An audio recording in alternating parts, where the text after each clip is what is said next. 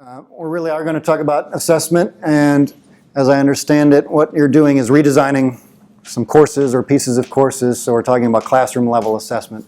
Today I'm going to talk too much about program assessment.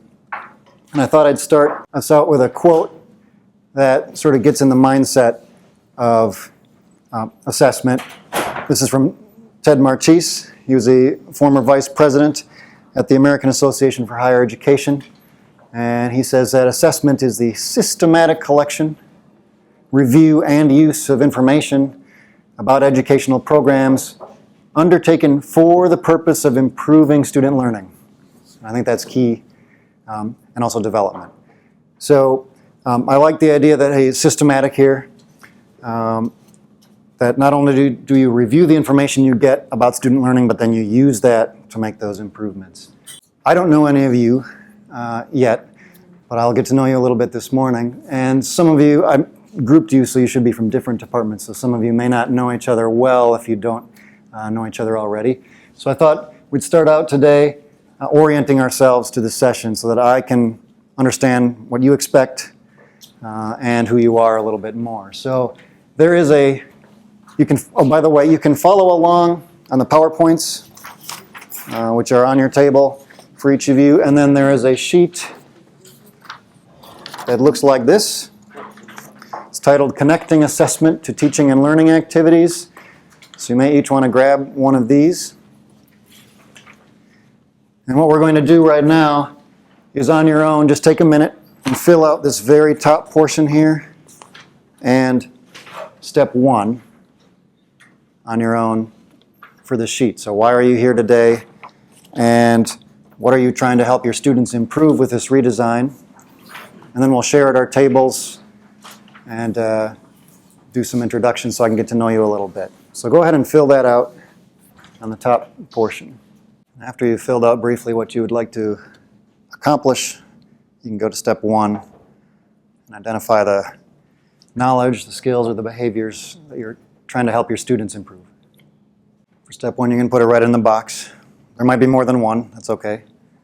I see most of you have done that. So why don't you, if you are ready at your table, what I'd like you to do is introduce yourselves and then share with each other what you wrote, very briefly. I'm going to bring you back together. I'll need your attention over here. Yes. So what I'd like to do now is we'll go around the room and you can introduce a colleague of yours. And what I'd like you to share with us is either one similarity or one difference that you found in sharing the reason you're here and or what you're trying to help your students accomplish. Okay, so we'll be introducing each other as we go around. And I'll start over here, please. This is Louise, but none of you knew that. And what was one thing we had in common, we were both voluntold to be here. But the other thing we had in common was that we both had as our primary, what we wanted to primarily accomplish was that the students not only know content, but that they understand it and are able to apply the content to more situations than just school. Thanks. I made that hard for her. Right. This is Dory, but let's add one more piece. Okay. And that's why we're glad you're here. We want to be able to assess that they actually know what they know and they can apply it. So how do we assess that information? Okay. Thanks. I'll move over here. This is Dr. Lee, and we're both here to learn the different ways to assess our students' knowledge and their content mastery. Okay, and I'm realizing that I need to repeat things for the microphone. It's okay? All right, so continue. Go ahead, Richard. You're both here. Right, to learn different methodologies of assessment that we're not familiar with. Okay, looking for new assessment ideas. Great. Yeah, this is Richard. Mm-hmm. And Richard said also we want to use assessment to develop something that can improve students' ability in critical thinking and problem solving. So assessment is just part of the process. We use Right. this, as you said, the assessment. We are thinking that it is a way to correct data or information, Mhm. which is measure the students, how good students master the material you have taught them. But based on that information, we need to do something, right? After assessment, we need to do So you're something. interested in completing the cycle of collecting the data and then making use of it to change some things in the And classroom. eventually lead to meet the learning outcome. Is it that is a way to do it? Right. You have assessment here, and then you Mhm. you also adjust your teaching Right. skill, learning skill, and then you have another assessment, as Richard says, a several cycle, and then at the end, hopefully, you will meet the learning outcome. Yeah, and that's what Ted Marchese is getting at in his quote, with the systematic collection and use of that data to help the student learning. Let's move over here. Okay, so this is HEMA, and one of the similarities Hi. that we have is that looking at application once again and how to take it from just learning the concepts Mhm. to also applying it to real life applications after you've learned the first concept, going into the next concept, so that Right. so there's a linking. Great. Yep, raising the level of ability to use these concepts. This is John Williams in biology, and basically he's looking to, he's interested in the higher order thinking, those thinking processes that are on a higher level. Mhm. No basics, right? But we're looking to go to that next step. And Okay. they know those elementary concepts, they need to be able to move from that, go on Right. to the, that next order of things, and so he's interested in it. Okay. I guess you get to introduce someone who's been introduced. Maybe you can, since they've introduced each other, you can, let's see. How do you pronounce your name? Chinenye? Chineye? Chineye. You can introduce yourself. Well, the thing for me is finding different, most effective way to assess students, in terms of, like John had, in terms of retention. And Okay. of the students. Yeah. And, problems that we usually come across, which has already been said, is just application. Right. We care about this, how we're going to utilize this, and when are we going to utilize it. Mm-hmm. So we want to work on retention issues and application level learning. Great. How about this table here? This is Kendra. We found that we both have students that struggle with reading comprehension. Reading comprehension struggles. Okay, great. That's enough, yeah. Yeah. Okay, this is Melissa. Oh, we might want to go around so each person can introduce someone else. Otherwise, we'll have the same situation. Oh, this is Judith. So she's a mentor, but she pretty much struggles with the same thing. Students not comprehending, not reading, pretty much.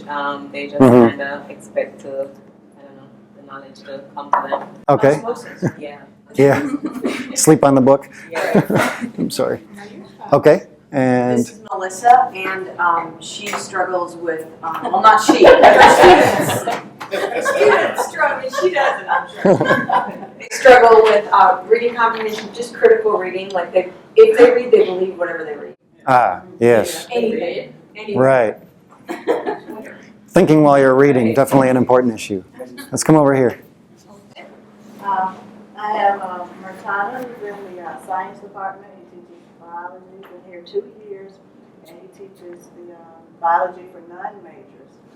And what we have in common is the lack of motivation in our students, because I have a man who has biology that requires. So the service courses, students are required to take it like some of you were required to be here today. So, Sometimes that produces lack of motivation. Yeah.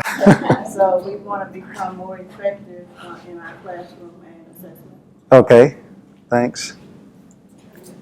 My name is Tim Dixon, and what we have in common is we teach some of the same students, huge athletic populations, and I wanted to establish a student-centered learning environment that facilitates engagement and high-level learning. Okay. Right. Working on engaging students And as you do that, hopefully we can build in the assessment automatically. Yes. Yeah, this is Rhonda, this is Timothy.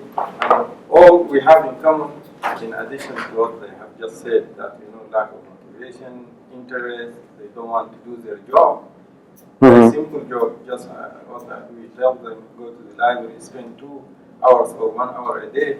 They don't want to do that. Motivation. Right. Then we look for also different strategies for assessing them and help them to Okay, so you're looking for some variety in the ways you can assess students. in And addition to the traditional way that we know for assessing every student, if there is new type of strategies or methods that Yes. apply to help them. I hope to help you find at least a couple of those today. And this table here?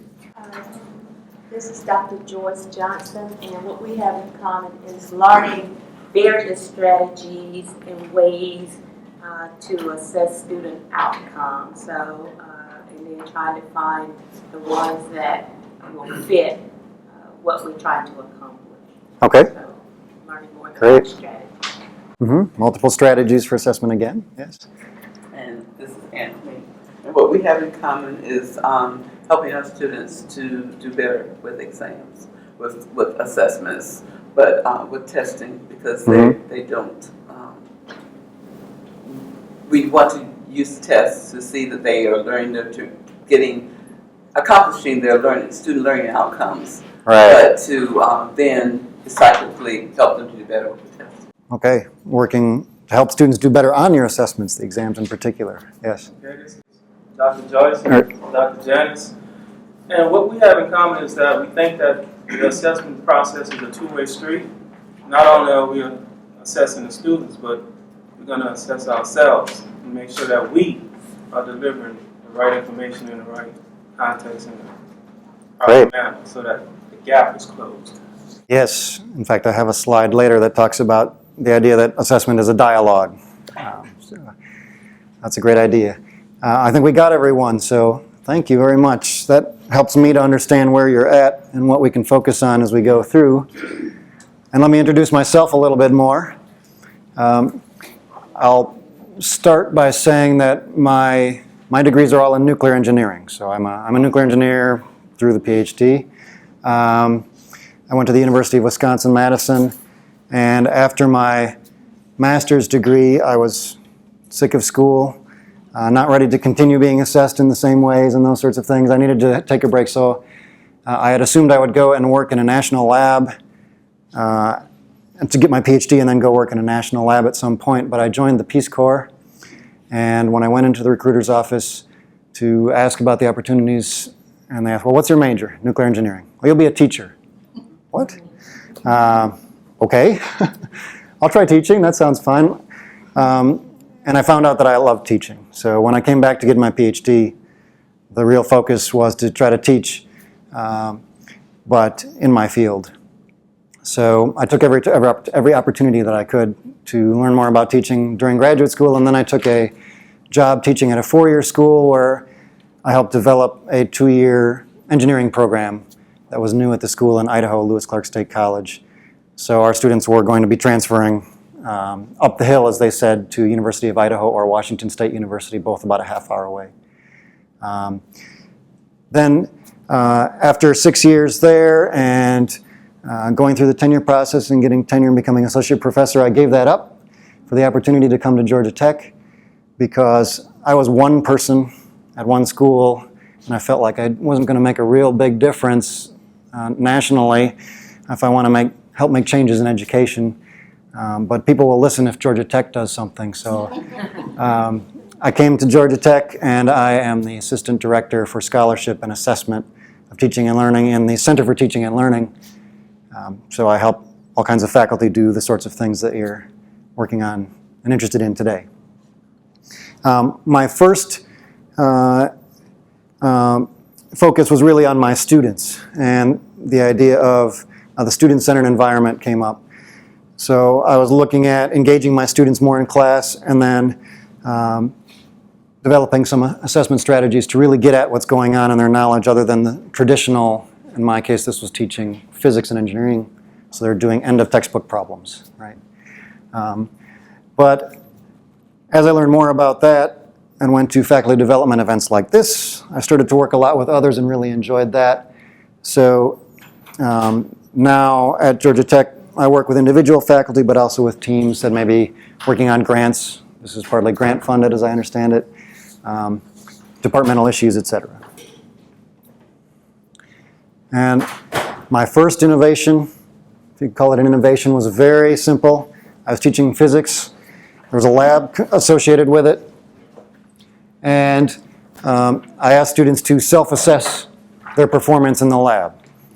So as they went through the lab, there were 3-hour labs, and at the end, the idea was that I would ask them to self-assess. And I asked the students about halfway through the semester on my midterm survey, which is one of the assessment techniques you might want to consider if you aren't already doing something like that. But I asked about various teaching techniques I was using in the class, and I asked about this self-assessment, and these are their rankings on a scale where 1 was waste of time to 5 was very helpful. And you can see they're somewhere in the middle, so I wasn't wildly successful. And as you try some of these new things, not all of them are going to be wildly successful. And if you look at, I have 4 different courses here, but a couple of them follow each other. So I had the same students in 2 different semesters in a row, and it actually went down. They got bored with this same assessment technique used at every lab. So by probably the 4th, 5th time, they weren't thinking it was all that valuable. So I started to build in more variety after that. And eventually my whole course transformed from somewhat traditional, I would say interactive lecture style, to more of a group approach where they're doing a lot of problems in class, working in groups. And I'm not grading 110 problems from the end of the textbook during the semester for each student. I'm grading a problem-solving portfolio where I'm helping them build their problem-solving skills, not necessarily so worried that they get the answer to number 2, part B. So I moved to this portfolio approach. I had them writing about what they were learning, not just solving the problems, so they would, there was the application level and thinking about things that might not be in the context of the problem in the book. So that's part of what free writing would be about. I'd ask them to explain the first law of thermodynamics and apply it to a context that's not in the book and see what they could do. So I would assess those.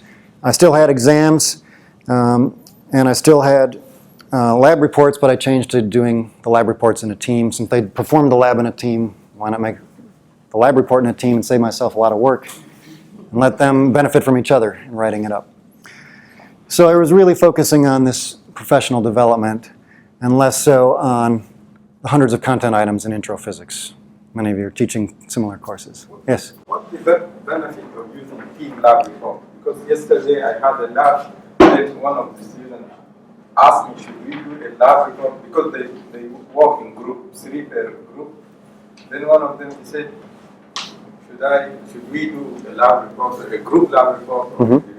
So I did it before, but I realized that some students complained. They came to me, they said, we don't want a group report because some part of the group, they don't participate. Yeah, so Murtada is asking about the value of doing team lab reports or group lab reports where sometimes you have freeloaders hanging on, right?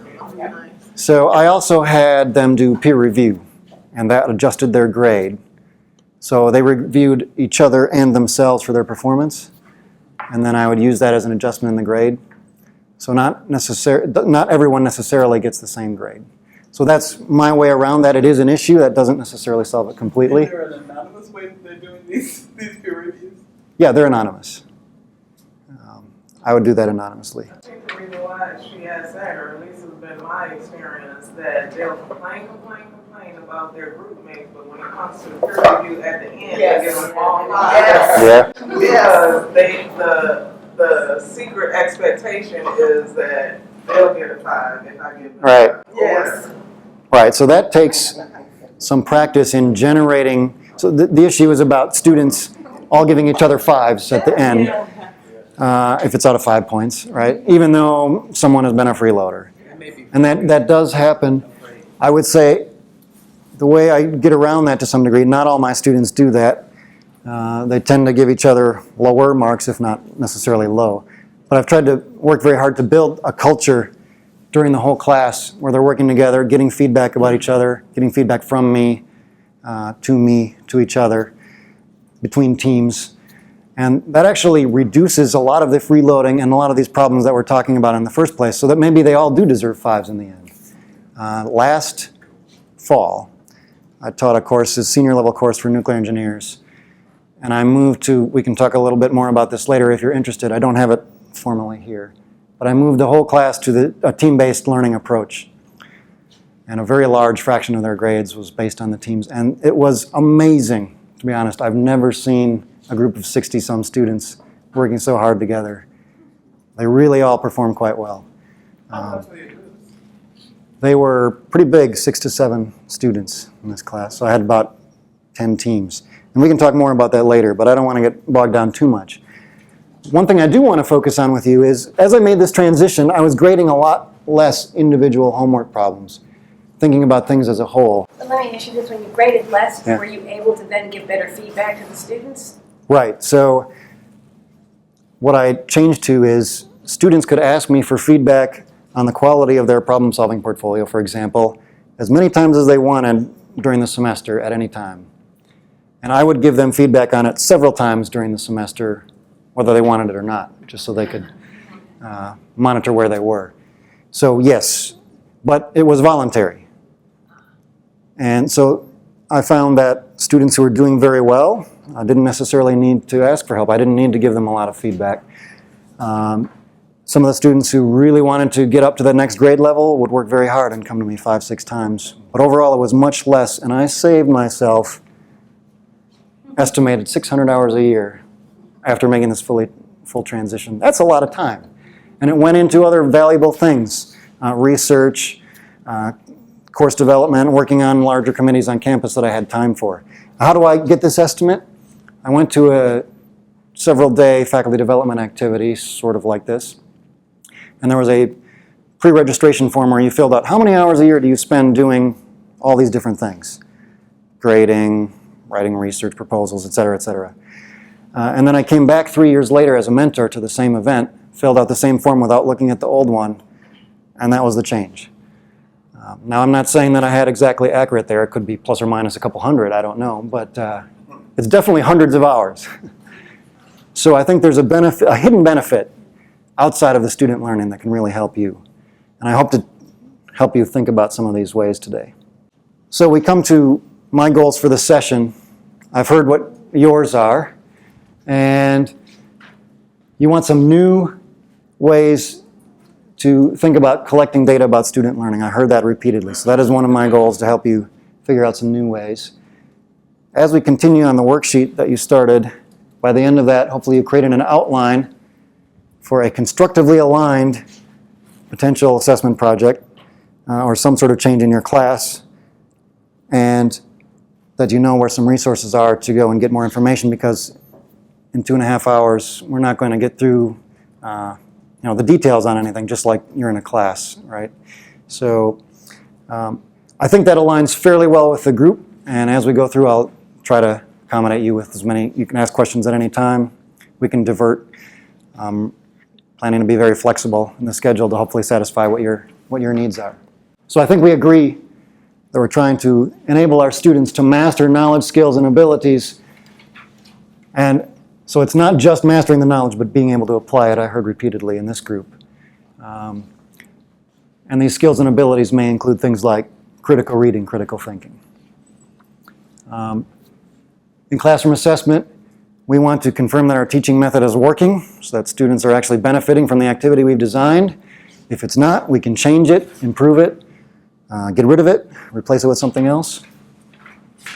And as opposed to program assessment, the unit of analysis here is our one class at a time, or even one activity at a time within that class.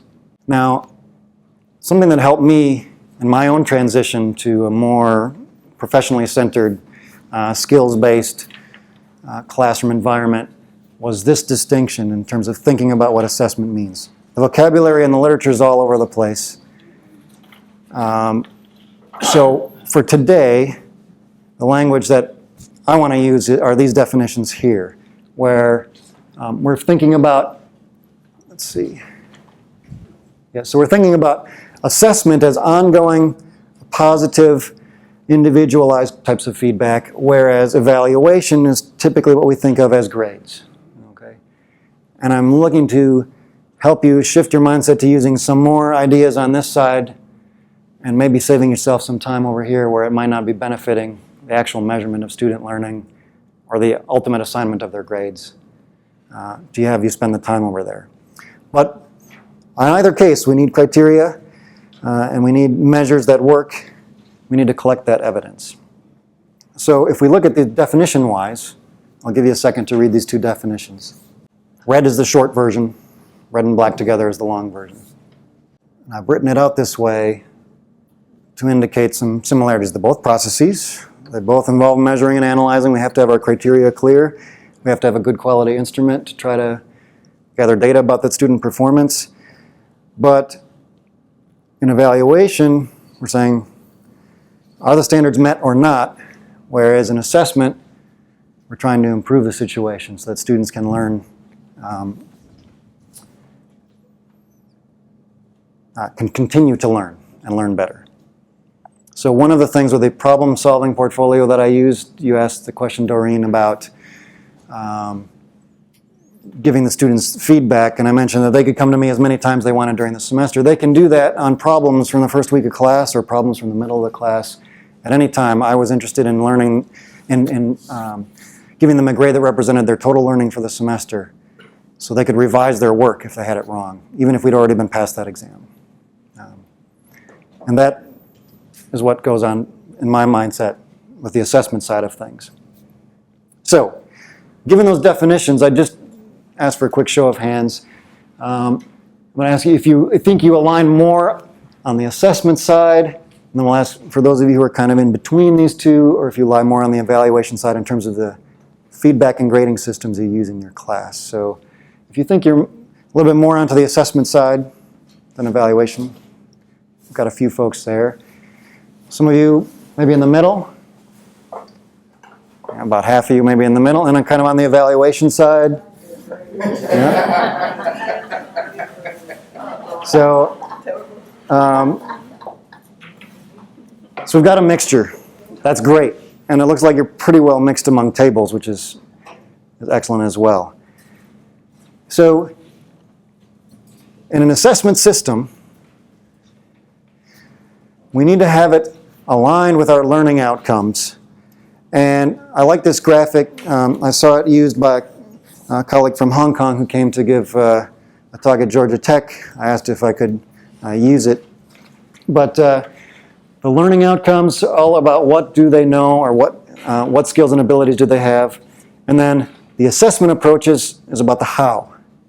How do we know that they've learned? So what tools are we going to use to get at these outcomes? And an exam isn't always the best way to do that. Sometimes it is, sometimes it isn't. And then the activities that you design bridge between those two. From you have a goal for them, you want to make sure you measure it, and you're going to hope they get a high measurement on that because of the activity that you've designed. So things need to be constructively aligned. I would say that if we're going to use assessment effectively, then we need to have it as a dialogue, and I mentioned this over here before. Student and instructor need to talk. Faculty within a school and faculty to faculty as we are today. Very, very helpful. I find that teaching in a silo is really limiting. And for me, working with other faculty just rapidly accelerated what I was able to do differently. So there's all kinds of levels to share. That way you can compare what you're trying to do with what you achieve. You can provide useful feedback. And hopefully this evidence you're collecting, whether it's an assessment tool for improvement, a grade that's an evaluation component, or both.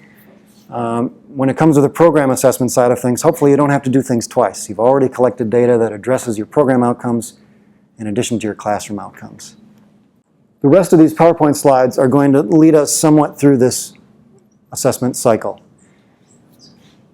It starts with learning outcomes and your plans for how you're going to address those and an action plan. And then you're going to conduct classroom learning activities and collect information about it. Once you get that data, you need to analyze it in some form to understand how much the students learned before you can make your changes. So that's the assessment cycle. And the first step of that is learning outcomes. So I need to ask you, because this might be an area I don't need to spend a lot of time, maybe it is, I don't know. How many of you have your learning outcomes already on your syllabus for your students? About half to two-thirds, most of you. And how many of you have worked with your programs to either revise or implement the learning outcomes for your program? Just a couple people. And when you are getting those learning outcomes ready for your syllabus, how did you write them? So did you have a process for writing learning outcomes that you used in order to generate them? Or did you just sort of write out what you think they need to be able to do and do it that way? Not too many. A few of you. Okay. So I think we'll spend a little bit of time on this, but Can I ask a question? Absolutely. I mean, maybe I'm Janice or confused or Judith. Judith? Judith, I'm Yeah. sorry. I hate those labels, so I'm trying to be the rebel here. I'll be the one person not wearing the label. Right. See, to me, a learning outcome, like one of my learning outcomes in one of my classes, for instance, is students are able to write a research proposal, right? Like, and it's longer than that, but that's the gist of it, right? That kind of implies evaluation, because at the end there, guess what? You're going to write a research proposal, and I'm going to see if they meet the standards. So the outcomes. We kind of let go of evaluation and do everything assessment based. No. Or I'm hearing Yes. do assessment, but at the end make sure you do an evaluation. Is Right. that what you're saying? Yeah, so you have to do evaluation, right? We have to assign grades. We have to know how they perform on all of our criteria. But what I'm suggesting is that we shift our mindset a little bit towards helping them through assessment to improve for the eventual grade they'll get on their evaluation. Right, that's what I didn't, sometimes it's like it's love, hugs for everyone, everyone gets made for trying. Right. I don't like that at No, all. So- I'm not suggesting that. Okay. I've never had a class get all A's, but the first time in my life, and I've been teaching about 14 years, that class that I mentioned with the team-based learning, everybody got an A or a B. It's never happened before. It was very interesting. And pretty exciting. Yes? I have a question for the previous slide, the cycle. Okay. Yes. And I understand the cycle, but how often is this cycle? Like, is it every semester or every half semester? Yeah. I have a slide later in here that would help with that, but it varies. So if you have a repeated class activity, the question was about how often to do this cycle.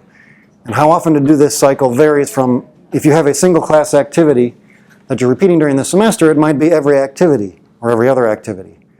So you might do it 3 or 4 times during the semester, go through this cycle. Our syllabus, we already decided the syllabus at the very beginning of the semester. So we can't change it. I mean, usually we don't change it. Yeah, so the question is about how that relates to what's on the syllabus and being somewhat limited to change the syllabus as you go along. And I'm not necessarily suggesting you change the syllabus. You might change the way you go about using a particular type of learning activity with your students. For example, the self-assessment on lab performance that I asked my students to do. The first time I did it, it was just tell me one strength on your lab performance today, tell me one area for improvement that you might do differently to help you do better on lab next time, and give me one insight that you had going through this lab about your learning. That was it. Well, after the 3rd or 4th time, they were bored with that, so I learned that I needed to vary it. And I used the data from my students that I wasn't getting anything new about their learning in lab from this, so then I would target things like utilizing the equipment or writing an abstract in their lab report or something specific each time. So I changed it within the semester, but it didn't impact the syllabus at all. Another question in the back from John? Yes, you mentioned that this last class you had all A's and B's. Yeah. And so how do you what's the best way to assess that this is a real result that you receive versus it just more just easier, softer this time around? Right. So I have. I ran into a situation where recently my group, they did better than I thought they would. Right. I wanted to make sure I wasn't Yeah. doing it easy. Well, the easiest thing to do is take a component of your evaluation system, say, and look at, say, final exam grades in the new version and the old version, and are the questions of similar difficulty, and did the students actually perform better on those questions or not? So trying to be somewhat consistent from semester to semester on some aspect of the assignments or the exams is one way. Yeah, you may have key assessment, key performance indicators, something that you think is really essential, and you look at the differences there from semester to semester.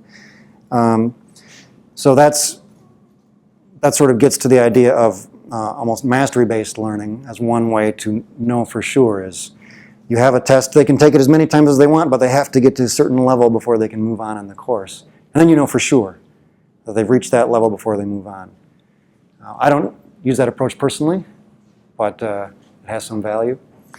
And then the other thing I'd suggest is that you have multiple means of assessing the student learning on the same outcome, and we'll talk about this a little more later. So maybe my exam question really was a lot easier. It seemed the same difficulty and they just got it all right. Well, if I have another way of assessing it that also shows they're learning on the same outcome, I can double check.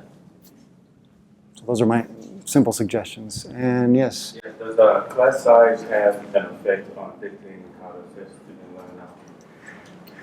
Does class size have an effect on the ways you might want to assess student learning outcomes? I'd say sure.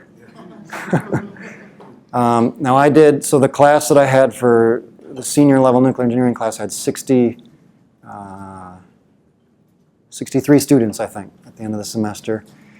And they all did individual homework portfolios, but I had a lot of team-based activities as well. They had a team project. And for the first time ever, I tried even team exams, which was pretty interesting. So that reduced my grading a lot. Again, I had to use a lot of peer assessment and build that culture of assessing each other. But in a class of 200, I might not be able to do the same sorts of things. Yes? So when you do your before you do your team and peer collegial assessments, do you model for them what, like, if Louise and I were in a group together, do you model for us how I should be assessing her when I do a peer? Yeah, so here's a tool that I don't think is in the slides. I'll write it up here. On the peer evaluations,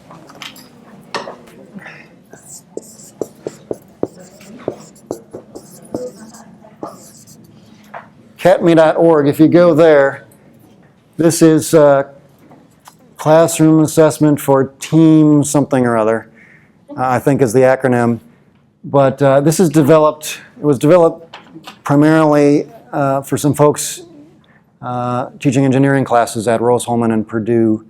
Also assisted by a person from business at Georgia Southern on the leadership team for this. But it's a online tool where they can go and rate each other, and they have a calibration piece to it where the students go in and rate descriptions of imaginary team members until they match.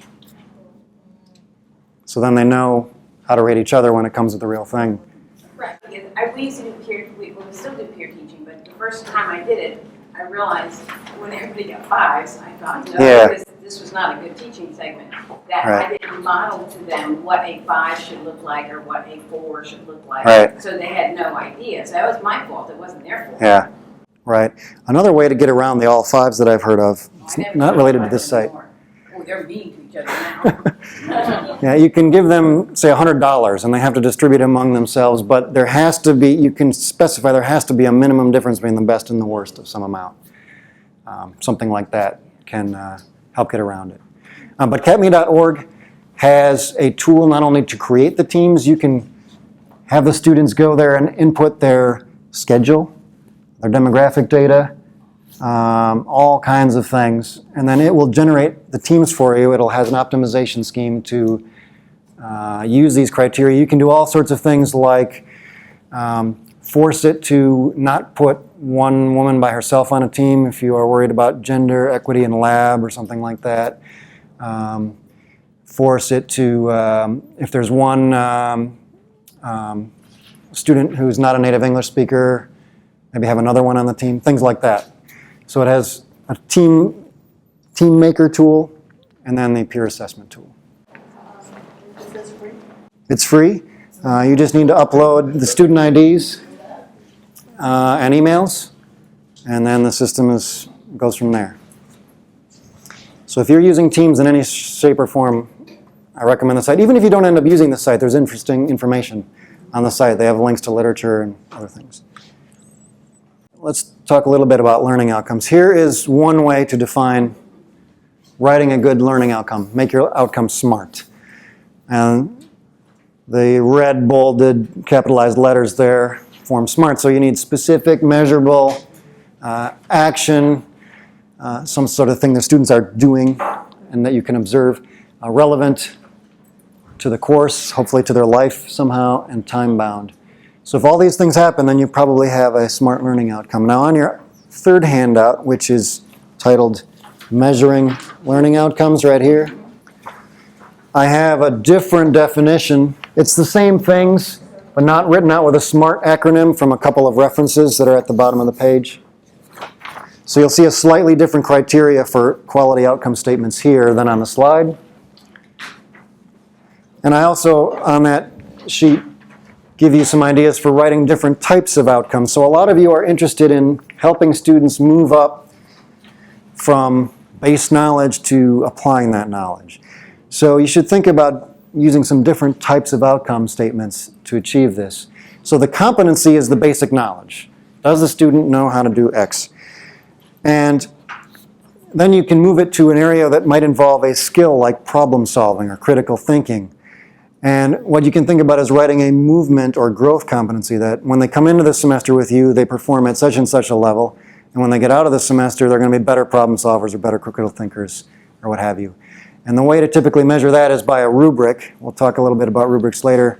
But there are excellent rubrics available for critical thinking, information literacy, working in teams, etc., that are available from, this one is on the slides from the AAC&U, American Association of Colleges and Universities. If you Google AAC &U, value the word rubrics, they'll come up. There are 14. Those are great for some of these broader skill sets that aren't about the specific content in your class, but they cut across all kinds of things your students are doing. So the value rubrics are really good, and I'll show you a couple other examples. There's writing, there's one for writing, one for oral communication, critical thinking. There are 14 total. You said AAC&U. Value, the word value rubrics. Just Google that and you'll find them.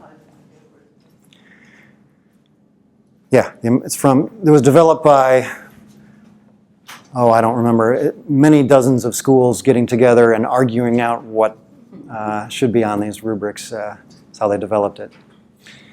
But we want our outcomes to have these criteria. So movement is one.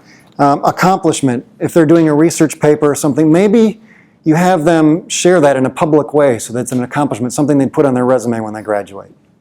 So think about something like that as a possible outcome.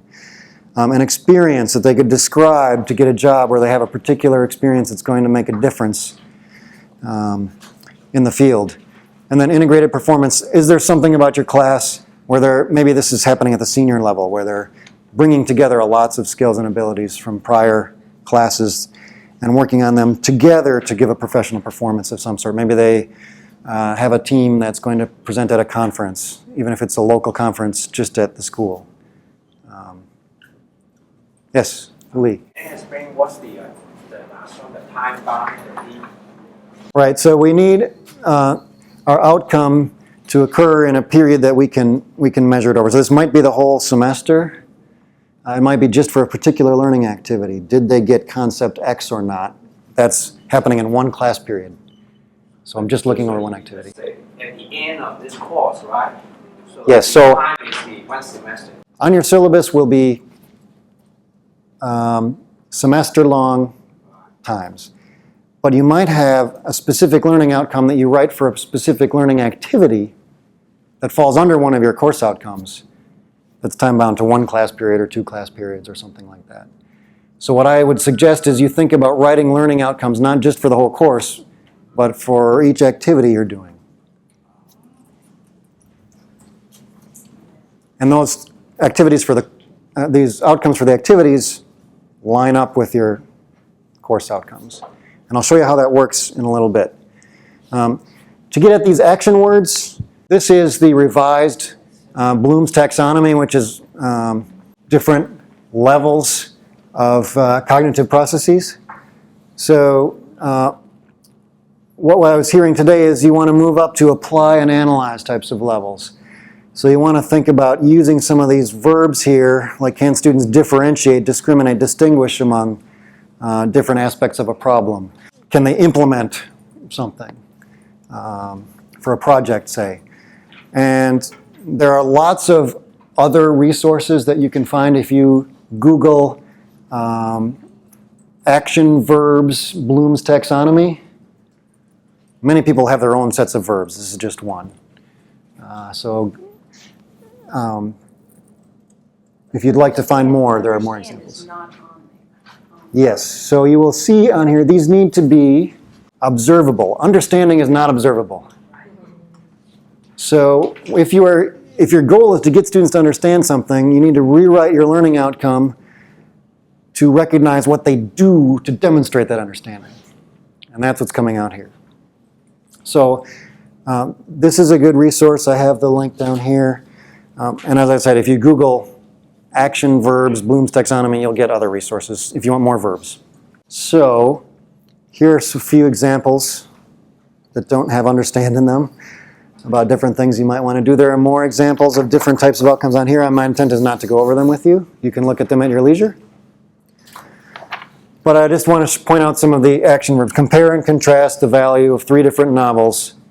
So this doesn't have a time explicitly in it for time bound, but 3 different novels, that means it's going to occur over the course of the semester. Right?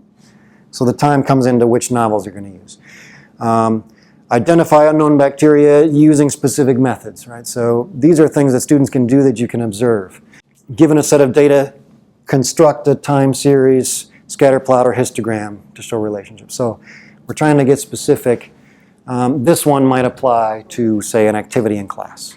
Could be a short time frame. Or you might repeatedly apply it over the course of the semester. I have a question for you. Another question from Doreen, yes? Oh, I know, I asked it. That's okay. Say your 5 people are teaching biology 1. Yes. Should they have, would you recommend, not a value judgment, but should they get together and discuss what their learning outcomes should be for the entire course? And Yes. how they teach it could So, be different. right. The question is, if you have many sections of the same course, should you all get together and agree on a common set of learning outcomes for the course? I certainly recommend it. Even if you end up not agreeing, the discussion is really valuable because not everybody thinks that students should really master the same things in the same courses. So getting that out in the air can make a big difference. If you can have a common set of outcomes for the course, much easier for program assessment. So maybe you get together and you generate 12 outcomes among you, but you only really agree on 3 or 4. And use those 3 or 4 for program assessment, and the other people can still focus on the other ones. Does that answer your question? Yes, it does. Okay. Yes. So the last one, different set of data construct time series. So this type of outcome, like action, like construct, and your previous slide have some category, and construct something is in which category? Yeah. It could be in create if they're doing something new, but It's not something new, right? right. So it's more likely to be able to execute the steps needed to create the graph. So it's still low level. Well, Apply is pretty high level. apply, most of our courses in higher education never get above this. We feel like we're up here, but they're actually down here. So we're probably talking about apply. It could be analyze though. Like which type of these plots is the most effective for communicating to your audience what the results of this study are. That might be analysis, because they're going to try the different ones and see which one's most effective. But evaluate should be low level. Why is that high? Evaluate is easy, right? Because evaluate Well, this is like peer review of others' articles for journals, things like that. Refereeing, yeah. A team has a draft of their project and they exchange and evaluate each other's work based on the rubric you have to give suggestions to improve. That's up here. If somebody does a presentation, critiquing how they do on that presentation will be evaluated by the peers. Yes, so the question was about, or the comment was about, if someone does a presentation, you may have peers evaluate how they're doing and providing feedback on how to improve. Yes. So the examples are here, and I think it's worth taking the time on the worksheet here to try to write on page 4 one SMART outcome. So if you look at page 4 of this one, it's called Writing Measurable Learning Outcomes. On page 4, there might be another one. I think I have one here. You're good? Okay. Let's try to write one SMART outcome for your course. So you on the other sheet, you have something you want to help your students achieve. Use that to write your one outcome. Okay? Yeah, we're doing this. Doing this one? Mm-hmm. Do it the whole page? The whole page. Oh, okay. So everything related to step 1 on the first worksheet, use that to fill out this sheet. So you know what you want to help your students improve. Now you will identify all the concepts, tools, skills, and behaviors they need to master that thing you're trying to help them with. And figure out where they're challenged. So we need to be a little more specific now. And then once you have that down, you've sort of articulated the issue to yourself in step 1 on this page. Then you can pick out what's most important from there and write your learning outcome. So you really only need to get down to number 1 in step 4. So go ahead and take some time. I'll come around and help. If you're writing an individual outcome, I'd like you to trade with your partners and identify one strength for the outcome that was written and one area for improvement and how. So trade your outcomes and give them some feedback. We got some overachievers here. You got like 3 there, huh, Timothy? That's great. So pick one that you'd like feedback on and tell them which one. Okay, I'm going to stop you in a minute. It sounds like you're ready to stop. Great. So, as you can see, just getting one outcome that you're quite happy with takes a little bit of work. And it's really helpful to talk to a colleague. So, you've met some folks that can help you now today. If you're thinking about doing something a little different in your course and you want to write a learning outcome for it, you have some peers that can help you. Once we have our outcomes, then we need to think about our learning activities that are going to help the students achieve it. So here are some common characteristics of effective learning activities. I mentioned constructive alignment before. The activity needs to be designed in such a way that it directly addresses the learning outcome. And it should focus on the student learning itself. So the activity that the students perform should help them either move to a higher level on a skill or perform some critical task within that skill. The activity hopefully can support diverse learning styles so that there's not only one way to do it necessarily. Now this one we could argue with a little bit. You can vary your activities across the semester to address the learning styles even if one particular activity doesn't. Hopefully we have a compelling purpose. The way I've seen this done by a faculty development company called Pacific Crest is to have a why statement on any handout that you might have for an activity. Why is this important? So hopefully it's connected to real life, a real skill they're going to need if they are either in that major later or if it's a service course, some way they can connect it when maybe they don't even understand they're using this, but they're actually using the skills, like algebra skills when you're trying to optimize how much food you can buy for a party. I can buy 10 sets of plates and 5 sets of soda, but if I buy this much soda, then I only have this much left for other things. That's algebra, right? So we may have some sort of compelling purpose connecting to real life or the workplace. What they're supposed to do in the activity should be as clear as possible. I personally struggle with this one. The first time I do an activity, oftentimes students don't see the writing on the page the same way I did. So I revise the next year or the next time, but you try to make the objectives clear for what the students are supposed to do. It should address the content in the class, but it should also focus on skills development using that content. Almost everybody in here wants the students to be able to apply something. So that's a skill, it's not related to any particular content. So you want to be able to practice these skills. There is a tool, it's not in the handouts anywhere, called the classification of learning skills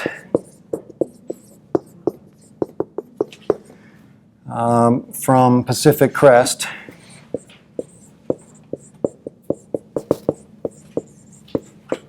Now it's in one of your references, but I'm pointing it out specifically.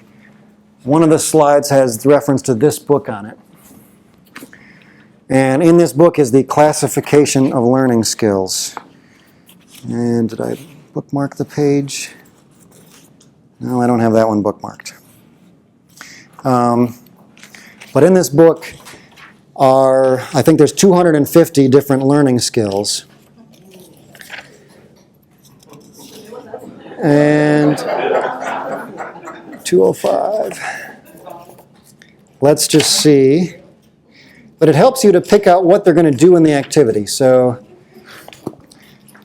cognitive domain learning skills here. Say processing information.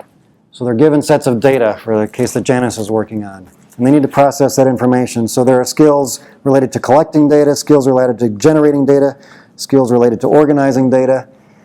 And then they're even more specific. So observing, listening, skimming, memorizing, recording, measuring. These are good verbs for you to think about using what the students are going to do in your activity. So that's why I recommend this. It is available online. If you Google this, I don't think it's going to come up as your first link. But there is it's like a PowerPoint. I think they call it a learning object, Pacific Crest does. But it's basically a PowerPoint that you can go through to look at different skills. So besides your action verbs, now we can also have a whole set of skills to think about our students working on. And the critical thinking one, over in this table, the critical reading, there might be some more specific things that fall under that general category that could help you think about specific activities. And then the activity itself should include some assessment. You need to come out with some data that the students have produced that you can use to measure whether or not they've learned whatever your objective was. And hopefully you have the students give you some feedback on the activity so you can improve the activity itself in order to improve their learning. So those are some characteristics. And there are many types of engaging activities. Here are a few on this slide. There's a whole bunch more in this book by Elizabeth Barkley. I think there's something like 50 in here, each one described with a couple of pages. They have in here the essential characteristics of it. Is the primary load collaborative, mode of operation collaborative or individual? Is the activity, what's the activity focus on? This one is reading discussion. Duration activity, single session, one class period. Transferability to an online situation, high, low, or medium. So you can sort of scan through and see some activities that you might consider from this book.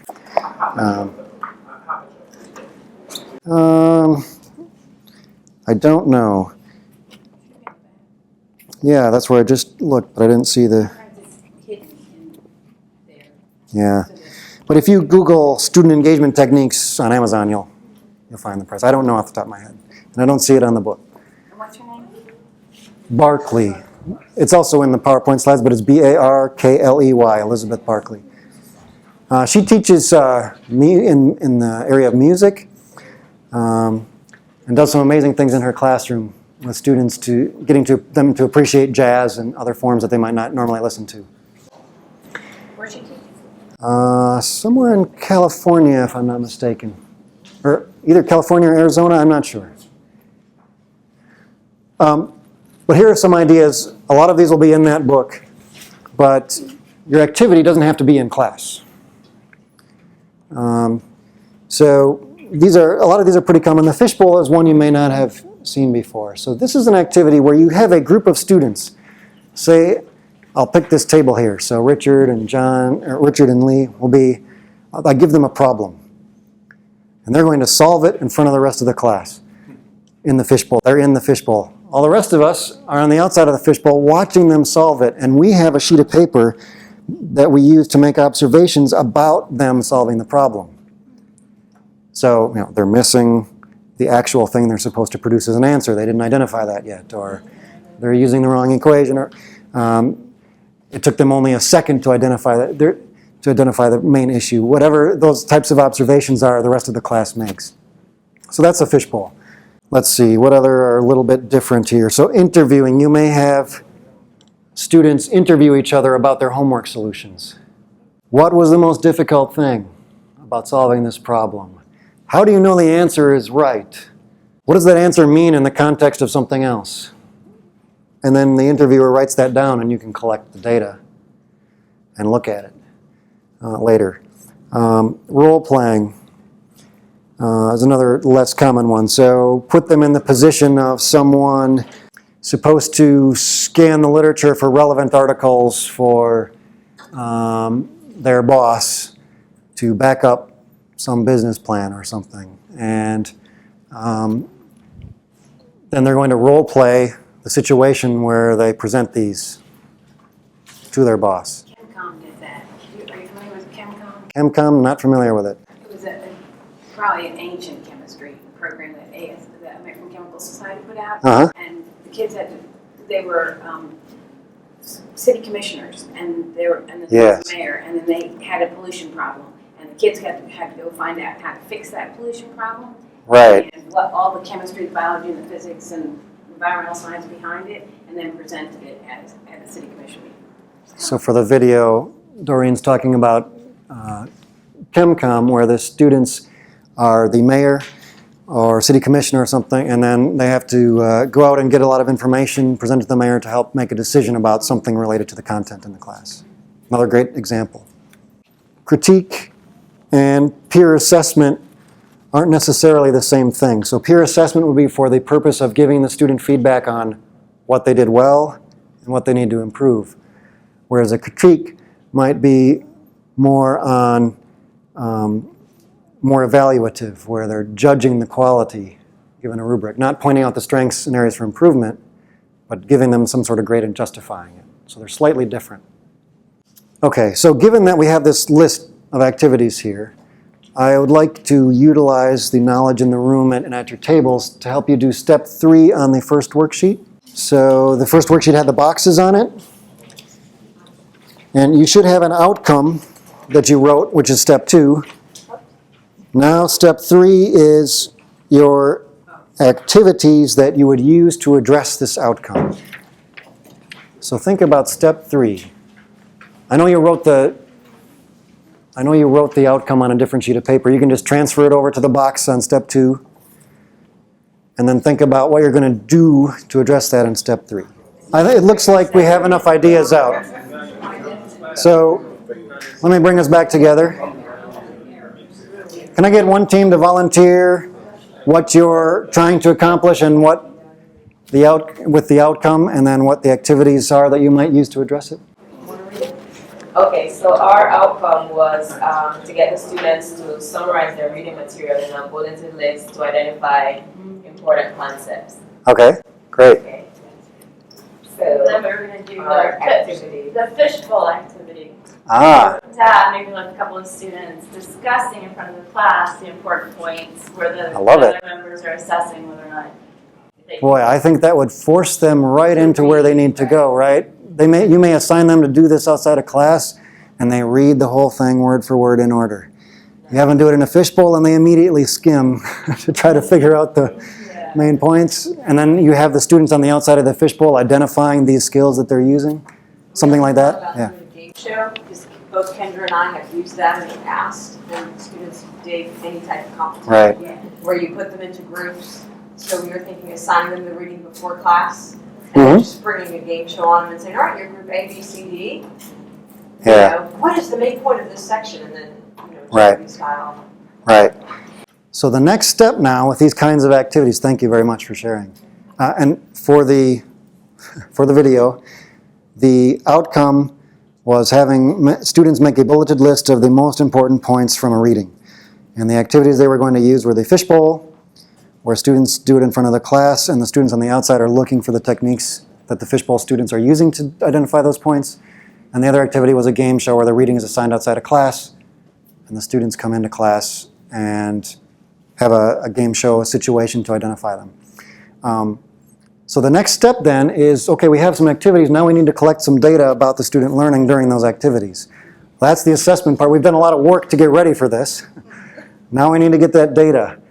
I remind you of this quote: assessment is a systematic collection, review, and use of information about, in this case, a class activity, that's the educational program, undertaken for the purpose of improving student learning and development.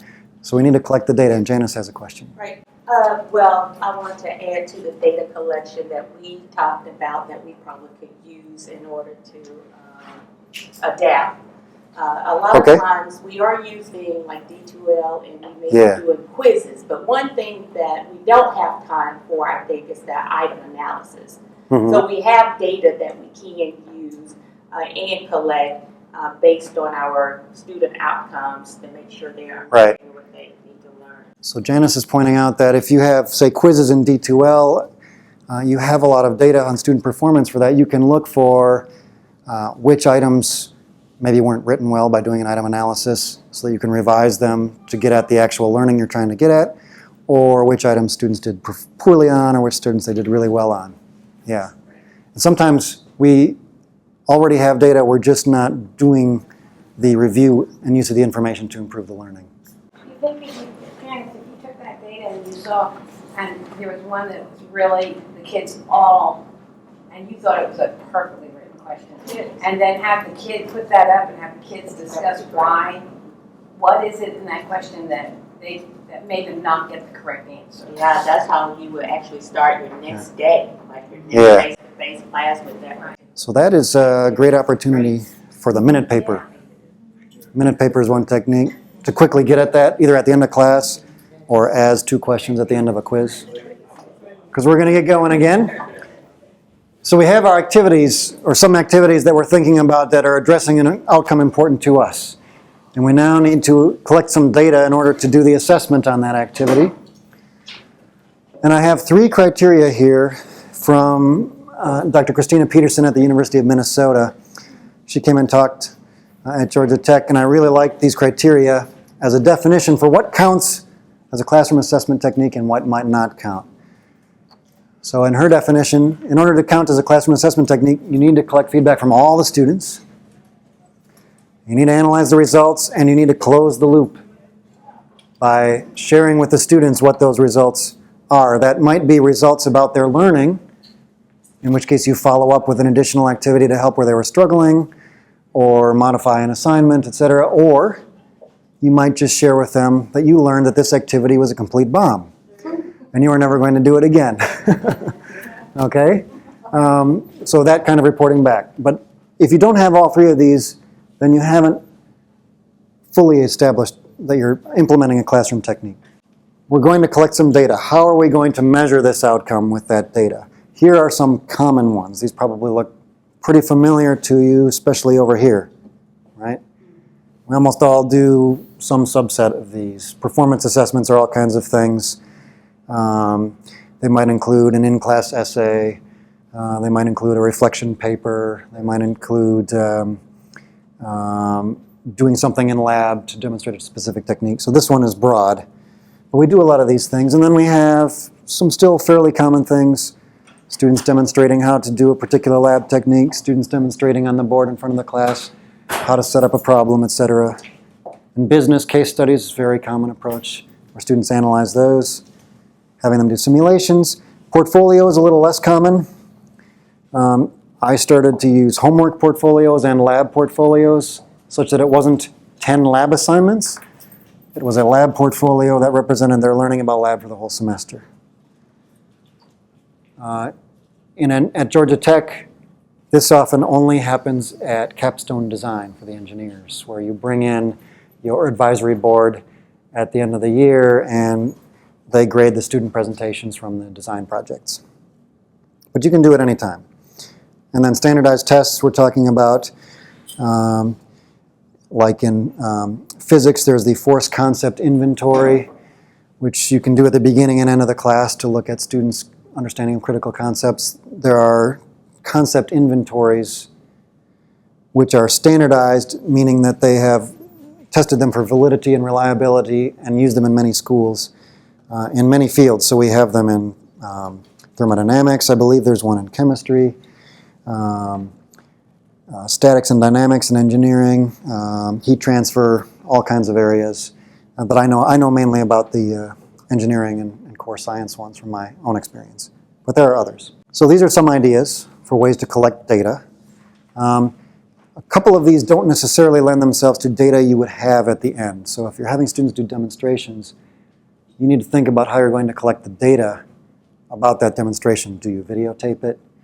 Do you have students recording how it goes for you when you collect that?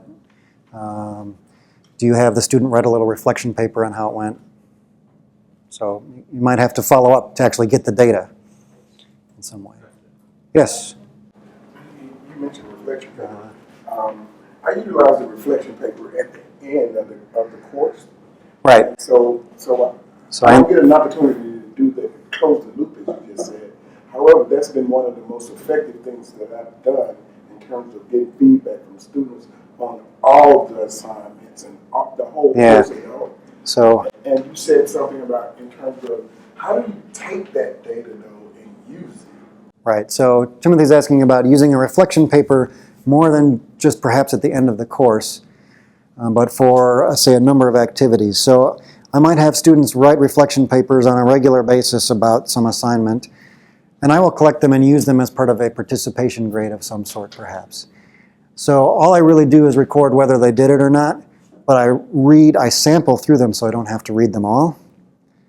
And after 10, 20% of the class, I've got a pretty good idea of what the students are learning and not learning, and then I report that back to the class.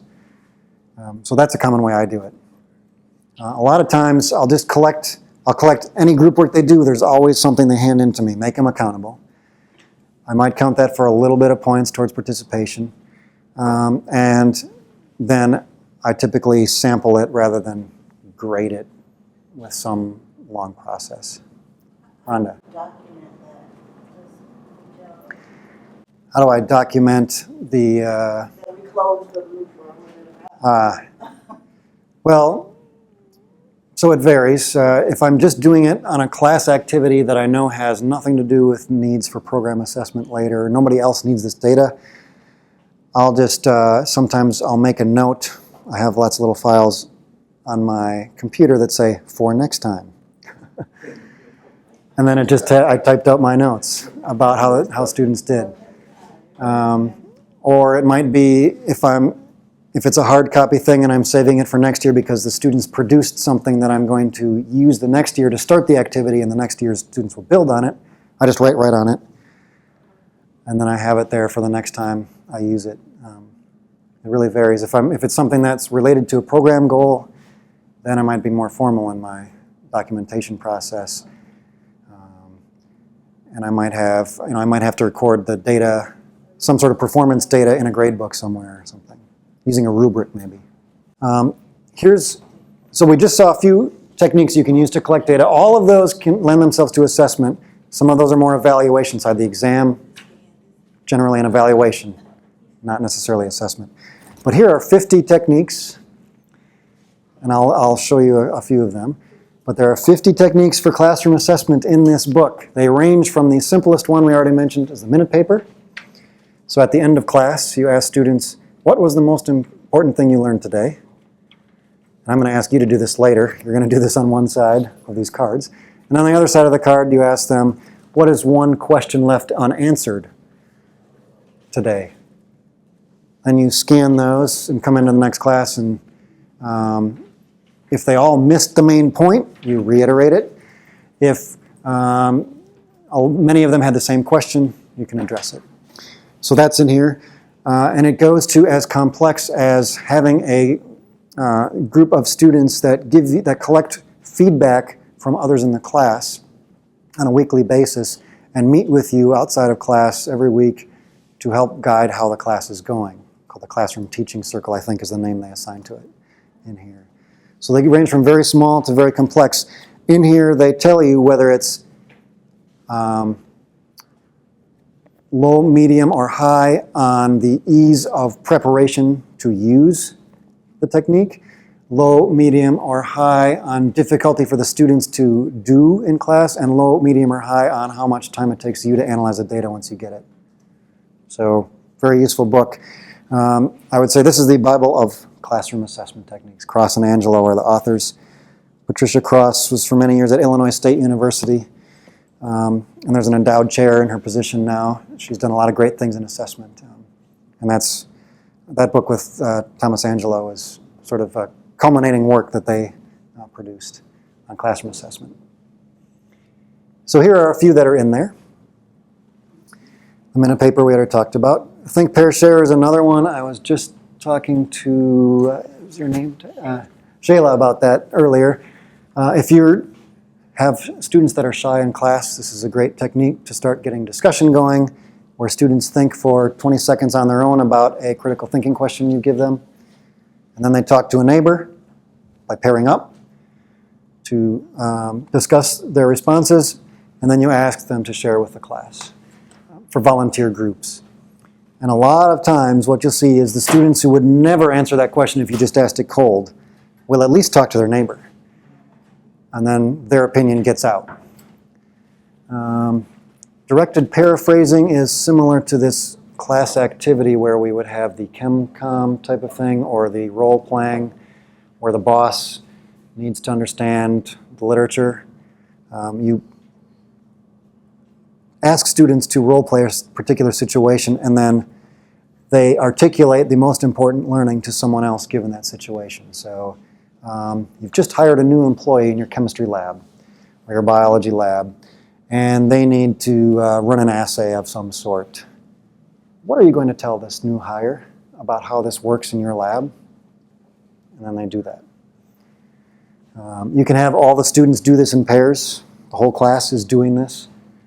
And then they can reflect on it a little bit if you need some actual data. Focused listing is actually just a funny way that they named for brainstorming. So the idea is that it's focused on a particular learning outcome. Instead of just this broad idea of brainstorming, we're trying to narrow in on what we're trying to achieve. There is the book here. And then I have some more at this website. They're also at the end of the PowerPoint slides, which you will all get. I'll send them to Louise, who can share with you. And then later on in these slides, there's a couple of slides with resources. There is this is somewhat intimidating because it's so big, right? But there's a website from the University of Oregon that summarizes all 50 in a few pages, 10 pages or something like that. That's on the slides later. Okay, so these last methods, these are things where the product produced as the students perform the activity related to this is direct evidence of what they know or don't know, or demonstration of the skill that they have or don't have. So we call these direct classroom assessment techniques. It produces actual representations of their learning. You can also collect indirect data. It's not an actual representation of their learning, it's what do the students think about their learning. So course-related confidence surveys. This might say, you have a list of common tasks that they might do in your class, such as producing a bar chart, or generating standard deviations for a set of data or something like that. And you ask them their self-confidence about performing that skill. So I could do this completely on my own given any set of data. I could do this given the book and the class notes on my own without help. I could do this with the assistance of a classmate. I would need the professor to help me. I'm clueless. Might be different levels that they report. They can do group work evaluations. catme.org is one way to do that. The classroom, it's called Classroom Quality Circle, that's what it's called. This is the group of students who would collect data from how their peers think the class is going and share it with you weekly. Classroom opinion polls, you can do this in D2L pretty easily. They might even be able to do it from their mobile device to give you their opinion on how a classroom activity is going, whether likely or not. Or you might ask them whether they need more time to go over another example on this type of thing or not. And they can do it anonymously. A lot of times you ask, okay, we're ready to move on. Is this concept good? A few nods. And some just sitting there like this, no, but I don't want to show that. Right? So this is a way to get around that. Midterm assessment. Here's a link to a very simple midterm assessment. 5 questions that you can use to ask students how it's going in your class. And I just want to get a sense from this room. So I've just showed you a whole bunch of different techniques. How many of you have used at least one of these techniques before? Most of you, great. How many of you have used a midterm assessment before? A few folks. I highly recommend this as one of the early things you might think about adopting for assessment about how your class is going in general. Lee. At Albany State University, we are required to submit something called midterm grade. So Yes. before we can submit midterm grade, we have to do some midterm assessment. Yes, so Is it in Georgia Tech, do they do midterm grade? Georgia Tech has midterm grades, and this, yeah, we're on to something different here, but Georgia Tech does require midterm grades for freshman and sophomore level courses only. But I'm talking about a midterm assessment where the students are assessing the class. How is it going? So which activities are working the best for you to help you learn? Which are not working for you? How does the textbook? Those sorts of questions are what I'm thinking about here in terms of midterm assessment. If we do the teacher evaluations, we get some of that at the end of the semester. Yes. Well, this is a great way to improve your scores on the end of semester. What I found at Georgia Tech is the #1 way to get students responding and giving you good feedback is to show that you really care about their learning. Doing a midterm assessment, asking about how the learning situation is going, they give you that feedback. The way to improve your score at the end of term now is you have to make 1 or 2 changes based on that they have asked for in the midterm assessment. And then explain the reason why you can't do 1 or 2 other things that they've asked for. If you do that, then it's very helpful for that end of term. It increases your response rate because they think you care, so they might as well actually do the survey. Are you paper or online here for end of term? Okay, so response rate's not necessarily the same issue then. You get who's attended. At Georgia Tech, it's online, so. Well, it's harder, but what we found is people used to get 100%, they have great attendance, went down. People who didn't even bother handing it out went way up. It evened out to almost exactly the same response rate at Georgia Tech when we went online, across the institute. But those who cared the most were dreadfully upset for a few semesters when their response rate went down from 100 to 50 or 30 or what have you. So all those Yes, Richard. midterm assessments, are they mandatory? Can you make them mandatory for the students? As some type of, I guess, class participation to ensure that Yeah. rate of return? I would suggest not, because generally it needs to be anonymous, right? And that can make it difficult. I don't know about in D2L, but there is a way you could require it at Georgia Tech within our learning management system, because you can make a survey an anonymous survey. Maybe you can do that in D2L as well. Yes, I did one, yeah. So then you could, but generally I'd recommend, this is in order, if you want to go with Christina Peterson, all students need to do it, but I do it in class rather than online. There is the online survey there, but I personally hand them out. And then I get them all. Yes? Is it a midterm assessment similar to something called at the end we have student evaluation? Is it the same type of stuff? Similar to the student evaluation at the end of the course, yes. But you're doing it in the middle of the term to help generate a dialogue about teaching and learning in your course. And could the midterm assessment not be a little bit more personalized for your class Yes. versus the end of term evaluation that got to be kind of generic? Right. So the end of term evaluations, the question is about personalizing the midterm to your class rather than being generic as classroom evaluations at the end of term often are. Absolutely. So in my class, for example, I use a form that has them rate whether particular types of learning activities help them learn a lot, or let's see, are extremely helpful for their learning, somewhat helpful, not helpful, or a waste of time. Right? And I'll list all the different learning activities. I use Think, Pair, Share a lot, so is Think, Pair, Share helpful? Are group lab reports helpful? All of them are listed there. So very specific to my class, yes. The one that's here is not specific, but you could tailor it. Okay, so let me go back just a moment. A lot of these things, and especially things like these, and these, and these, portfolios, case studies, oral presentations, you get some data that is hard to measure. It's somewhat qualitative. How good was that oral presentation? Or how well did the student write up their case study? So if you give students an evaluative response, you hand back their case study write-up and they got a 75. And maybe there's a few markings on it. They see the 75 and then they put it in the trash can and never look at it again. So in order to help them perform better on the similar task in the future, we need to do something more. And that is what rubrics are about here.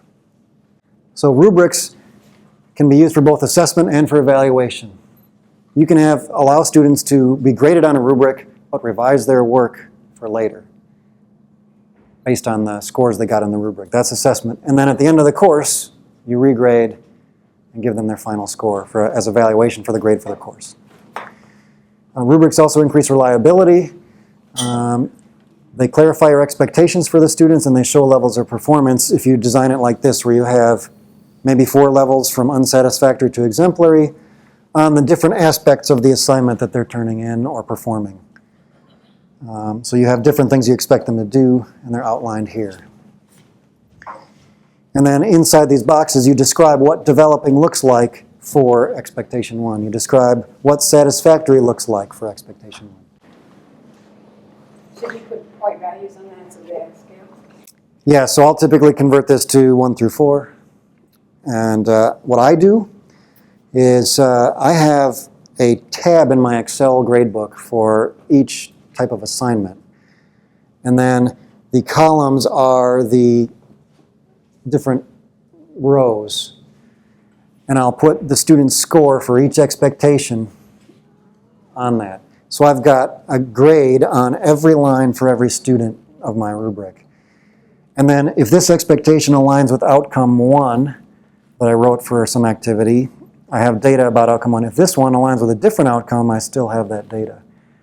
Whereas together, they don't represent either outcome 1 or outcome 2. They represent some combination that's hard to measure. So I get specific about what on my rubric aligns with the outcome I'm trying to achieve. Lee? Do you give this rubric to students Yes. before they do that? I strongly advocate that you share your rubrics with the students with the syllabus the first day. I advocate no secrets. Students should know what you expect of them and how to succeed from the beginning, and your goal is to help them achieve that level. I was just going to comment on what you just said. In addition to my rubrics, I will have the students get assessed at least 3 times before they even get assessed by me through other students. Yes, right. So the comment is about using a rubric. Come to me, you know it. Yeah, using a rubric several times. They can self-assess using the rubric. They can have a peer do it and another peer, and they can have you do it. It's a great way to avoid lots of problems. Have the students help themselves, help each other learn better. And then when there are real issues, you come in. A lot of times, the students just don't understand the assignment, but somebody else in the class did. So you can avoid wasting your time explaining the assignment to the student and focus on their learning if you do what Timothy's talking about. Some examples of rubrics. I already mentioned these. There are 14 of them. These are a couple areas, but these are all critical, cross-cutting types of skills that many universities have as either part of their institutional mission or your program has as part of its program outcomes. And you can use them in your class for any activity that relates to those larger, broad skills like teamwork, critical thinking, etc. So look those up. Academy of Process Educators has an excellent writing rubric. I was a co-author on a study where we did inter-rater reliability for, do I grade your essay the same way you grade the same essay from the student or not? And it came out pretty well. We revised it since based on that data. But there is a writing rubric published online and a problem-solving rubric published online with the Academy of Process Educators. And if you Google Academy of Process Educators writing rubric, it'll come up first. Google Academy of Process Educators problem-solving rubric, it'll come up first. And then me, your friendly facilitator, I'll just show you a couple here that I use. I have many. I know this is a little small, but it's... So feel free to come up if you want to say. I know you can't read the middle text. Let me just describe it to you. I will give you the ones I'll show you here to Louise so she can distribute them. But this is a problem-solving rubric I use in my class. I use it for freshmen, I use it for seniors. So this happens to be for a senior level class. And it's about I apply this to end of textbook homework-like problems, which they produce a portfolio on. So all their problem solutions from the whole semester. And what I'm looking for is, see, I have to be backwards in order for this to work. So I have some basic things. Because I'm grading their total performance at the end of the semester, there's the potential to procrastinate, right? So I have a thing called the completion grade, where I have several due dates during the semester to force them to keep up. And I give them a completion grade. Did you do the homework or not? And this is a multiplier then on their total score at the end. So if they just didn't bother trying to do the homework, they can't get credit for it. They can't get full credit for it later. So that's what this is about. Clarity and organization, important in problem solving. There are lots of engineering classes where professors won't even accept it if it doesn't follow their format. So I have some points assigned to that to help them practice that. And then the communication of the solution. I have, can they isolate the problem statement and rewrite it in their own words, not just copy from the back of the book, to show what's most important here. Can they make a diagram representing the physical situation? I have students that don't like this. They feel like it's busy work at the start, where I have them start practicing on easy problems. Newton's law, F equals ma. So many students at Georgia Tech in particular, and even a lot of my students at Lewis Clark State College, they could do them in their head if they understood the variables. But I make them draw a diagram of what's going on. Where is the force? What is the mass? What is the acceleration? Because a lot of times they can't do it. So they know F equals ma, but they do not understand the concept if they can't draw it, is my opinion. So I have a line on it for drawing a diagram. They have to write down their steps to solution in English, not just write the equations. They have to do their mathematical manipulations in an order that makes sense. They have to get the right answer. And at the bottom, I think they have to discuss, they have to use units. So if you have a speed of 6,000, what is it? 6,000 what? Miles per hour, meters per second, inches per day. I was just at a conference. It was in Orlando. And I brought the family down and spent a couple extra days at Disney because we had the opportunity. But one of the rides you take is a mission to Mars. So you blast off and things. And the intro video that it has while you're waiting to go on the ride says, this rocket ship can accelerate from 0 to 6,000 in 60 seconds. 6,000 what? So anyway, I have that on there, and then I have a reflection. They have to explain whether their answer makes sense or describe what about this problem made it hard to learn or difficult to solve, etc. So they do some reflection. So this represents their whole thinking about the problem. This is highly aligned with a technique that I think is one of the ones in here. And its name is documented problem solutions.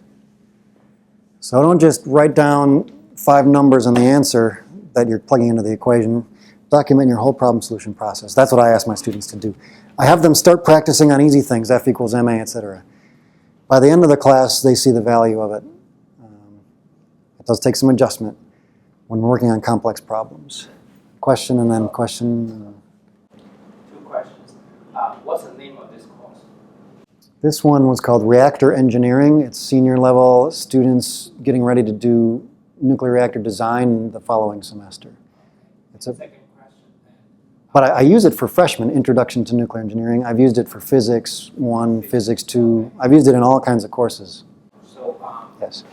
also do you give grade according to this rubric, the student grade, the last one here saying the percentage? Yeah. How do you say like, Ah. how do you give the grading system? So I didn't put a column here with weights. Okay, yeah. You could add that. But the way I do it is, this is essentially 50, 60, 70, 80, 90, 100. And I circle where they are at. And then I give myself a little flexibility. And I just eyeball where my circles are. So, they're about there.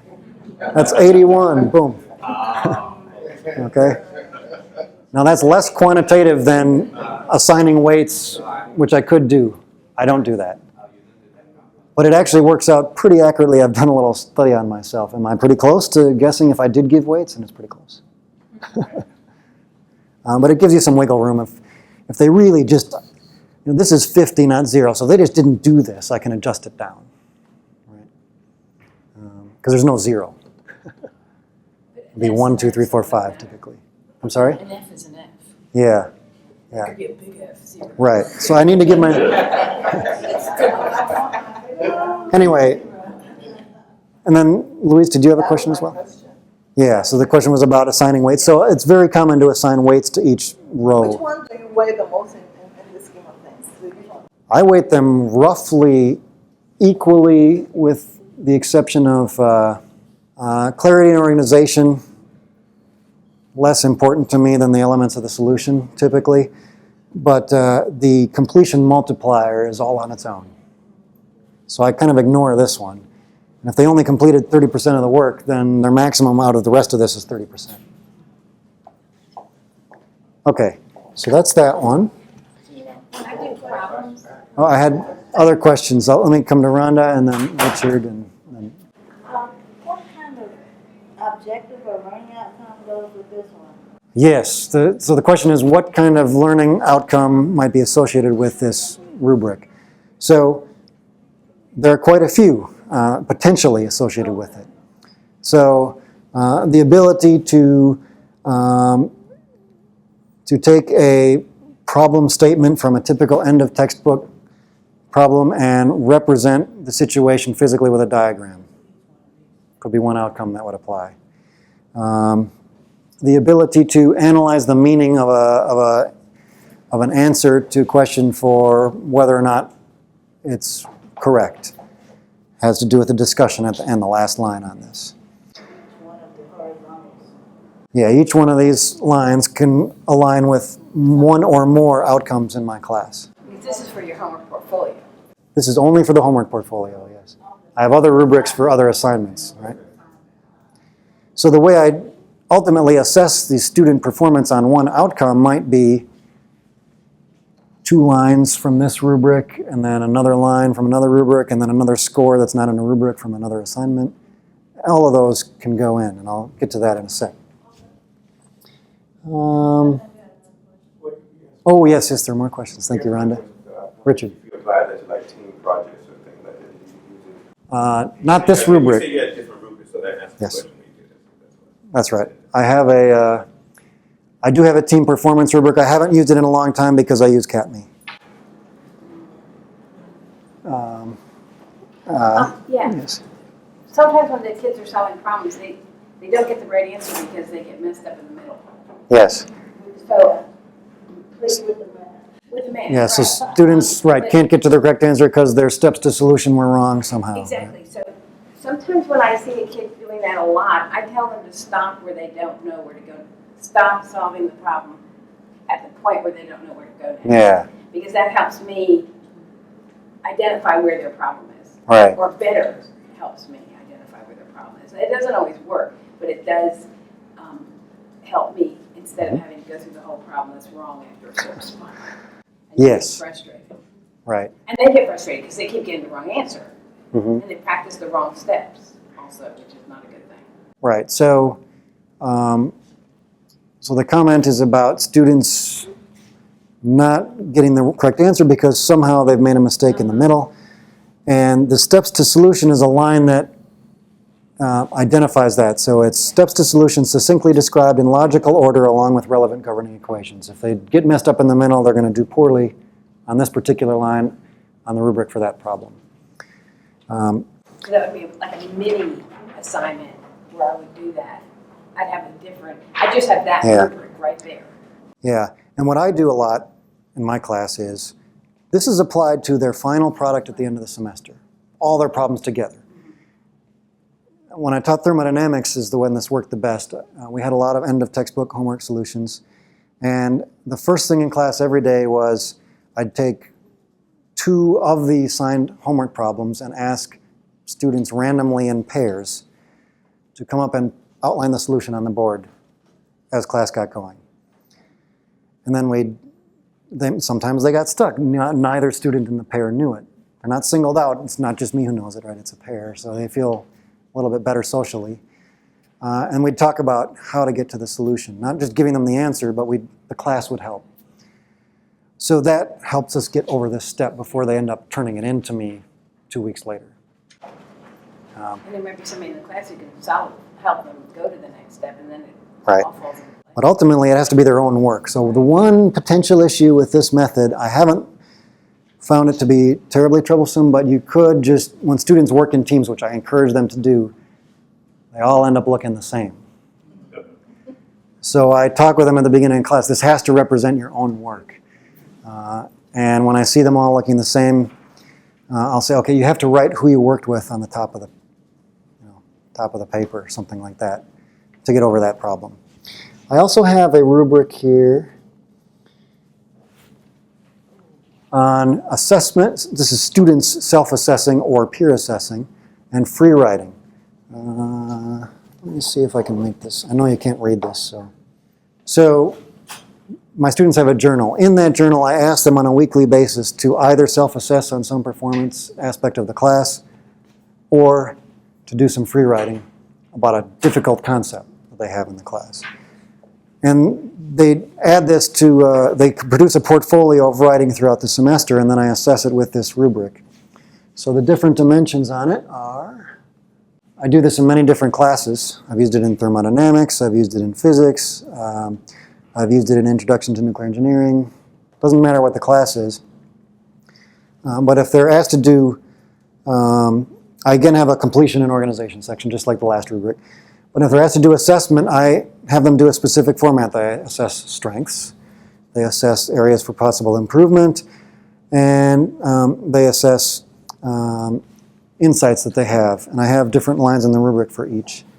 And ultimately, they know how they're doing. Are they actually putting effort into this self-assessment, or are they just trying to get the assignment done? This is what it's differentiating. And the free writing down here, are they saying the right things? Did they accurately write about this? Is it clear that they thought deeply about it? And my question is usually fairly general. Did they supplement their response with specific information to make it concrete? Right. So that's another example of a rubric I use. You can use this for reflection papers as well as a rubric, and add as many lines as you want to modify the rubrics. So when you're making a rubric, Yes. I notice sometimes you do 4, sometimes you do 5 columns. Our professional organization does acceptable target. Yeah. The question is, how many levels do you use on the rubric?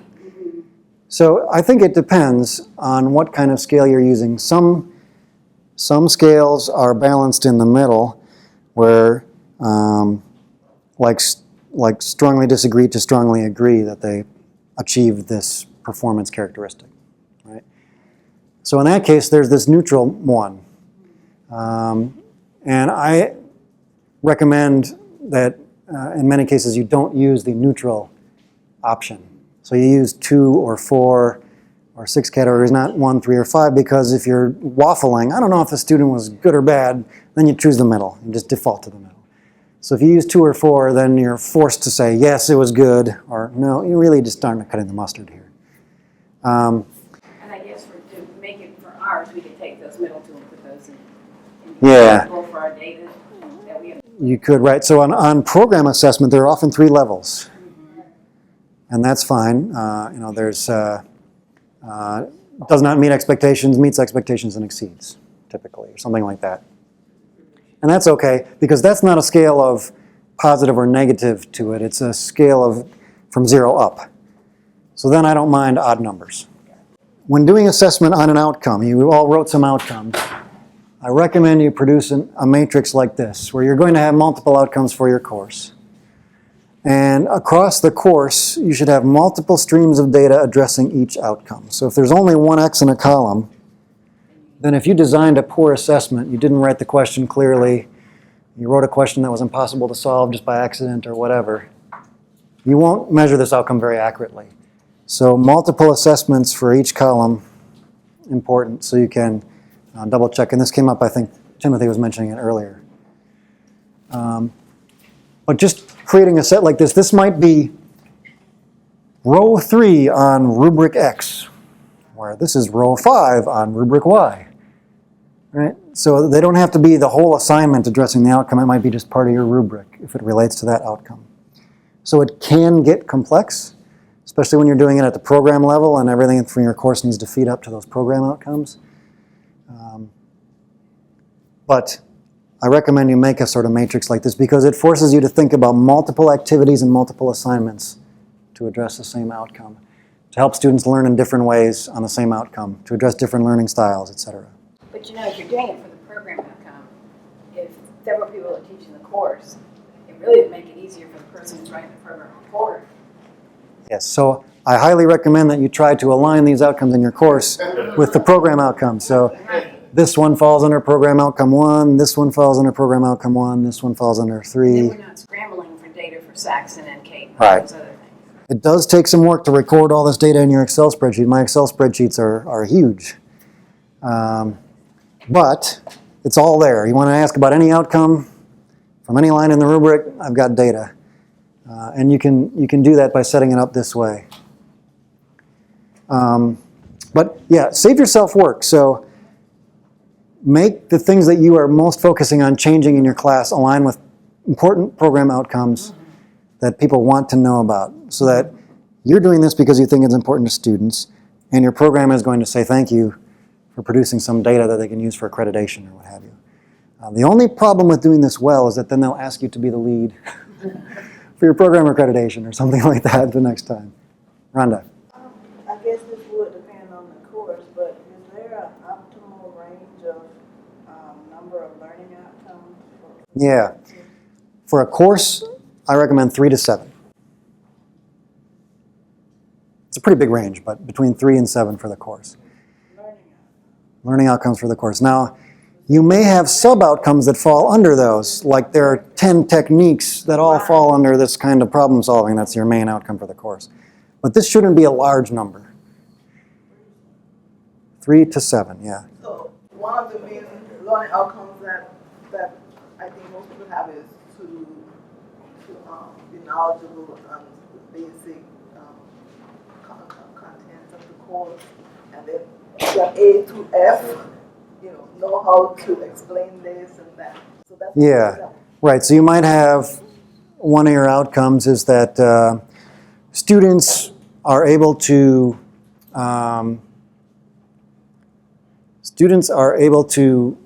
compare and contrast the use of terms in different situations for all major concepts in the course. Something like that.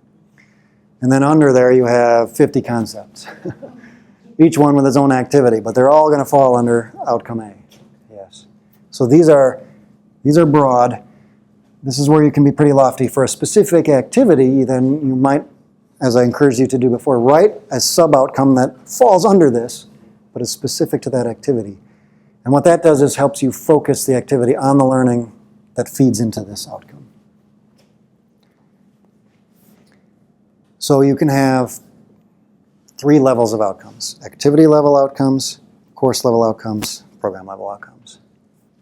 And they should all align in a pyramid sort of fashion. Those outcomes, they should Richard. coincide with our syllabus, correct? Mm-hmm. Right, that the students are getting. Yes, I recommend you put the outcomes on the syllabus. Many of you did, you indicated. These 3 to 7. And then on each learning activity, if there's a handout, I put it on there. By the end of this activity, you will be able to blah, blah, blah. Mm-hmm.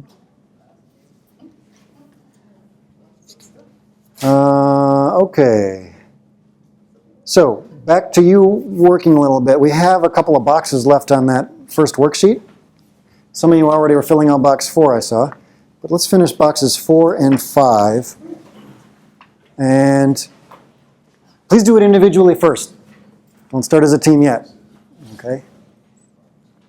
So go ahead and fill out boxes 4 and 5. I'd like to get a couple of volunteers to share what you've written down for some data tools that you have identified to collect data about your learning outcome, and then how you might analyze the data that you get once you have it, either qualitative or quantitative types of data. So, any volunteers? Janice, yes. We already talked about using item analysis, so it was kind of easy for us to come up with a quantitative method. Yes. So we are looking at either the number of students or the percent of students that got a particular item correct. Right. And then the other thing is we can look at that 50-50 as well, that percentage, where you have half of the student says it's this answer, and then you have another half that's Right. something else. Probably a misconception there that's pretty and there's prevalent. some type of misconception, so definitely. So we're talking about item analysis here for the Right. video recorder. Yeah. So for item analysis, we will use that quantitative approach, which would probably be the largest. And this is the type of approach for what tool are you using? A quiz, online quiz? or- Right, we were thinking about using the data that's available to us already if we're using quizzes and finding the time to do item analysis. That's a great way to take some assessment that you already have and close that loop using item analysis. Okay, great, thank you. One other? Maybe one with a qualitative, if we had. Do we have a qualitative? Journaling? Okay, yes. Doreen, what do we have? Your journaling is... I actually use different forms of journaling. They do journaling on scenarios. They do journaling summarizing their ideas of like today we did this. Tell me what was good. Tell me what you understood. Why did you understand it? Could you explain it to me again? Stuff like that. They have to address stuff like that. So that sounds like something similar to the minute paper approach. All right, and I think when Dr. Ransom and I were talking about, I never thought about it, but when we were talking about that, and then when we were talking, I think maybe I'm going to let them do some think, pair, share on that, like swap the journal on one activity, yeah. and say, okay, I thought you were right about this, or I agree with this, or I don't agree with this. So for the video, the suggestion is students are doing journaling in Doreen's class already, but in order to bring to light what they're getting out of that, she's thinking of adding a think, pair, share to it. So students exchange journals, they think about what the other student said for a little bit, talk about it together, and then share with the class. And sometimes I like their journaling to be on, there's no right or wrong answer. It's more as what you think, but as long as you can justify your answer, because kids have trouble justifying answers. Yeah, so when sharing, one thing that I like to do, Doreen's talking about no right or wrong answer, but I like to take that approach, and then if the student is off target, I'll say thank you, acknowledge the contribution, indicate what about it is important, and then either correct the misconception or extend if they didn't finish. They were inadequate in their explanation, to paraphrase back to them. And that's a really useful technique because one of the things you find is that the students you are teaching don't have the vocabulary built up that you do that's automatic. So they need to practice using that vocabulary. They will use some, they will use some wrong. You can paraphrase what they just said to you using the vocabulary of the field as a professional, and they can hear that and get used to that language. Yeah. That's not an assessment technique, it's just something I try to do. So on the qualitative analysis though, let's say you get this journaling. How do you do the assessment part to close the loop on what students learned and what they didn't learn? They get a grade at the end for all their journals. Using a rubric of some sort. So you can use a rubric to turn this qualitative data into something quantitative to assign a grade. Or another option is if you're not necessarily concerned about the grade yet, or maybe you're not assigning a grade to this activity, but you want to get the data about the student learning, I would recommend that you try what's called coding. So you look in each student's response, you write down what the key elements of that response were, and you go through a bunch of them, and you'll start seeing repetition in the key themes. It's called open coding. You're just looking with an open mind about what they said to see what most commonly appears. We actually have an online tool that does that. Wonderful, yeah. There are tools, and there's also software you can buy that does sophisticated coding. But you can do it really quickly without any software on minute papers that are handwritten, for example. Right. You can just highlight what you're looking And you only usually need to sample. Once you get through 20, if you have a large class of 50 or 100, by the time you get through 20%, you pretty much know what's going to come out. So that would be a qualitative analysis approach to data that really isn't quantitative in nature at all. And you would just use that then to fix misconceptions that came out or what have you the next time to close the loop. Okay, so that brings us to the end of that worksheet, boxes 4 and 5. In terms of the assessment cycle, there was the planning stage, there was the implementation stage, there was the data analysis stage. We did all those. In terms of closing the loop, there are 2 methods I recommend to you. We've already addressed some of them, but one is the SII, strengths, areas for improvement, and insights. And you can use this to report your data in the class for program assessment. What is happening in my class that is really strong about students achieving this outcome that you want? Or you can use it for how your activity is going for yourself.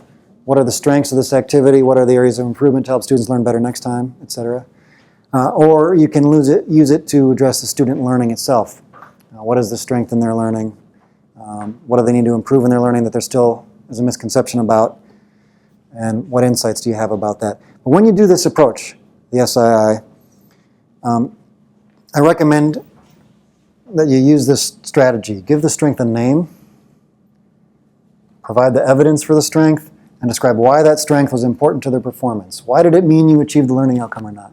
If you do all 3 of these things, it'll give you the detail you need to truly understand what's going on for the student learning.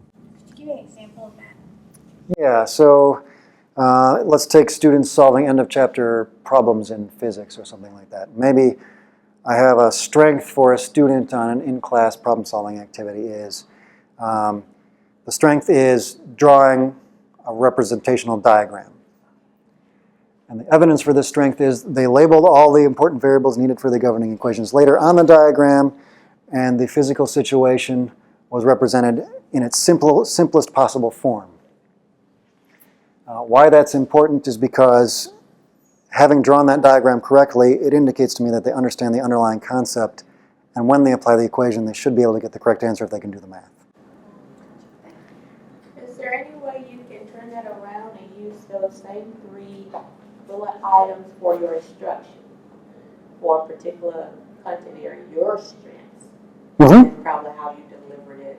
Absolutely. Areas for improvement for how you delivered it. So the question is, can I do this to assess myself Right. to close the loop on how I developed and led the activity? Right. Absolutely.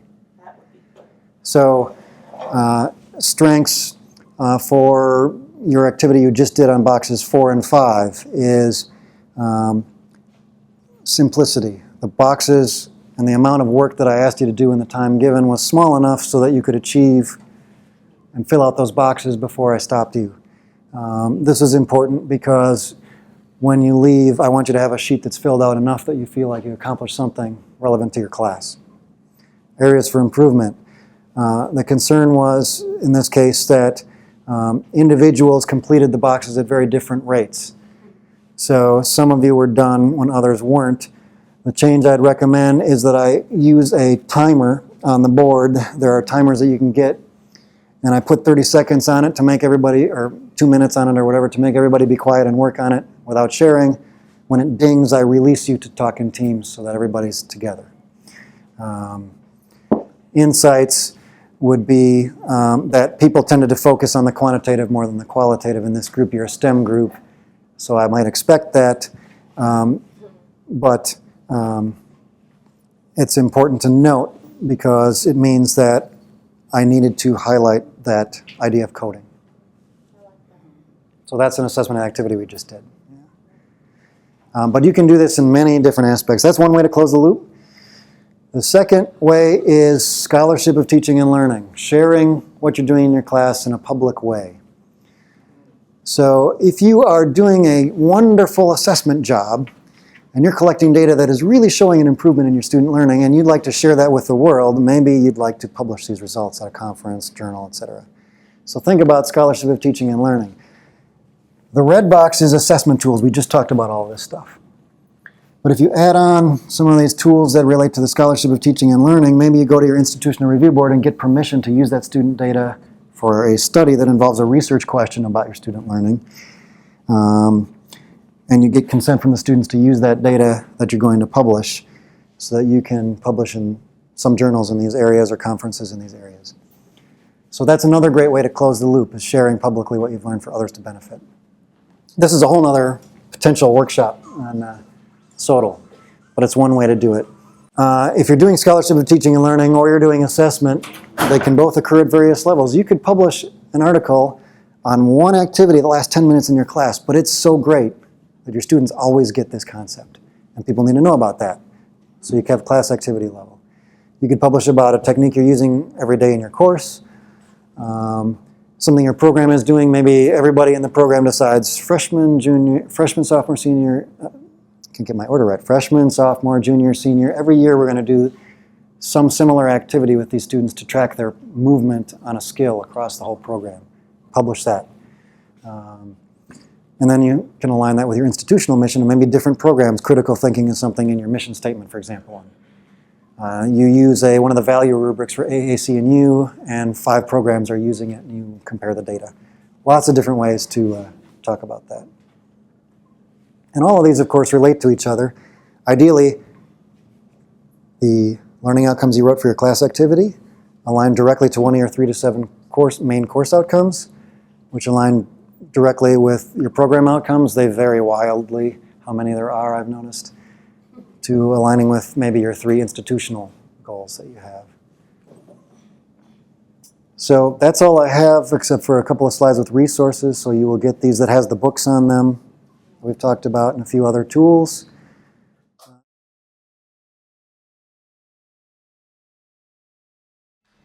Thank you. Thank you, Dr. Porter, and to everyone here. I'm happy to meet with you guys again to follow up with you all about the progress that you have made in regards to developing student outcomes and assessments for your courses or the specific course that you plan to target for increasing student achievement next fall. So before we begin with we dive into your homework, I want to begin by quickly reviewing data-driven instruction in the backwards design model. As I stated when we met a couple of months ago rather, or was it just last month? Is it just last month? Time kind of flies, just last month. That data-driven instruction refers to ability to collect or gather information, and then based on those results, you're going to create an action plan. You're going to record your results, interpret the results, and then make decisions for improvement based on your data. So it's data-driven. We are talking about a backwards design, which is the model that is just one way of implementing data-driven instruction. And our goal for today is to implement the backwards design model by aligning our student outcomes to measurable learning objectives and assessments, and primarily using your homework assignment as really the core focus of what we'll be doing today. Our practical guide, just a quick review. We always begin with student outcomes, or what we expected or want them to learn. So we start with the goals, the outcomes, and the outcomes are not very broad and they're not abstract. They are specific what students should know and be able to do as a result of this course. And usually your outcomes are only 1 or 2. Because of the time that we have in order to implement a significant change in our courses, and because of the abundance of material we have to cover, it's always best to make sure that it's structured and it's streamlined, but that you remain focused on what primary and or secondary outcome. Measurable objectives, so our outcomes are going to then inform our objectives, and these are going to be specific, these are going to be measurable, they are aligned to our outcomes, and they also are aligned to our assessments. That's what we will be assessing students on, their knowledge as it relates to their objectives. So our objectives are going to inform our assessments, and then we find out the best instructional strategies that align to those assessments and those objectives. We gather all of our evidence.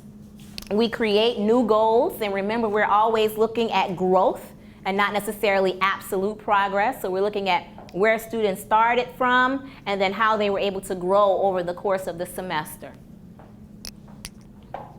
And then lastly, we take our evidence that then reshapes our goals, and then we create new student outcomes based on the evidence that was collected. So what our task for today is curriculum alignment. That's number 1. You have to make sure that your outcomes align to your objectives, which align to your assessments, which align to your instructional activities. That is number 1. I cannot tell you how many times when we review course syllabi, when we review course evaluations, we get the common response from many students in terms of the complaints. What we learned was not what we were tested on. What was taught was not tested. We learned a whole lot of information. I studied all of this. It wasn't on my test. So the test doesn't accurately reflect what I know in the class or what I was expected to learn. So that's a number one complaint that we have from students in universities, which is why it's so critical that we get this first piece right. So we're going to start with curriculum alignment, and to do that, I'm going to ask you guys to take out your homework assignment or open it up on your computers or your laptops if we have them. And we're going to do some quick self-assessments of our homework assignments. We highlighted student learning outcomes. What specific course that you're going to target and why target that course? You perhaps want to target the course that you have the most control over. That's probably best, because we know when a lot of courses are taught collectively, we know that decisions are sort of made collectively, it can be harder to affect change in those courses. So you might want to teach the course or target the course that you have the most control over, and the course that you really want to see, that kind of your core course or really reflects the content. Not necessarily an elective course, but the content, the core course for your program where your core majors are in. And that's because if you have an elective class, or if you have a class where a lot of non-majors are taking it, you will have probably, as you guys will know, different data versus a class where you have all your majors are included.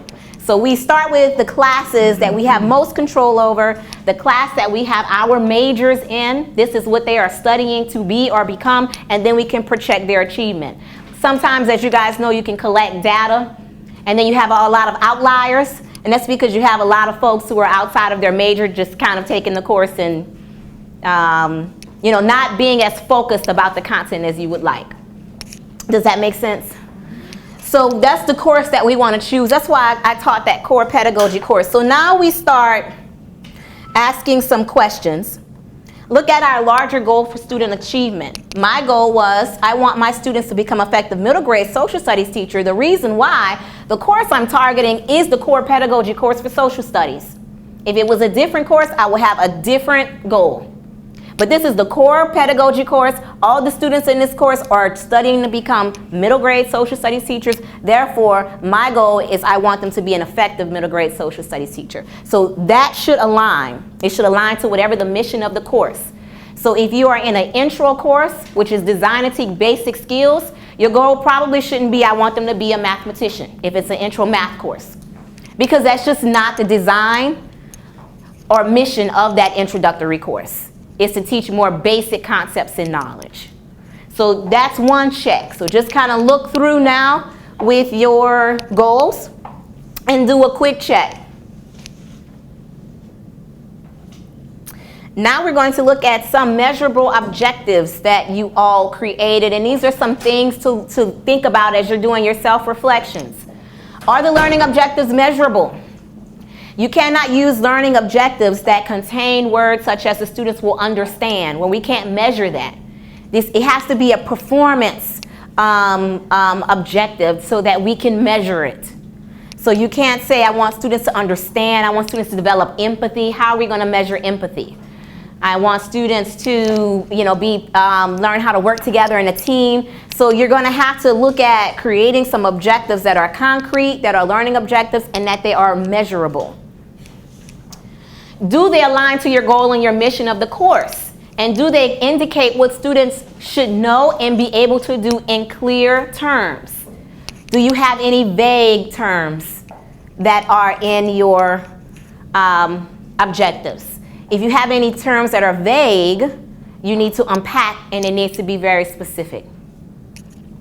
This is important when you start collecting data. It has to be very specific. Sometimes people will have a broad objective, and then they'll collect data from a variety of different data sources, and they say, oh, that all fits that broad goal. It does not. Okay, go ahead. Yes, for the goals, larger goal, is it just one, or how many? For the goals, I would say for the larger goals, maybe one, or maybe a secondary goal, but I would say one major goal. And then when you start to outline your objectives should be very specific, and maybe 3 to 5, or maybe just 3. It depends on what you're trying to cover, and it depends on the content. If it's in a specifically tough concept for them to learn, or very specific or complex concept, then you might only have 3 learning objectives to cover for the course of that semester. If you know you're dealing with sort of a weaker population, it's going to take some time, you might want to have a few learning objectives to see how they're going to grow from beginning to end. If you have too many, any learning objective that you list there, you have to have an assessment for, so you're going to need to have data for it. So just keep that in mind. Okay, so do they indicate what they should know? And then, are the learning objectives feasible to accomplish within the semester? So can you do this in the 16 weeks, or if it's a B-term class, it's what? 8 weeks? Can you do this in 8 weeks? Or can you do this in 16 weeks? So you have to look at maybe your objectives to see what's also feasible to do with that time frame, and then are they developmentally appropriate to students' level? So if it's a freshman level or basic course, there should be basic concepts. If it's an advanced level course, it should be advanced concepts. But it should be appropriate to developmental level of the students. Okay?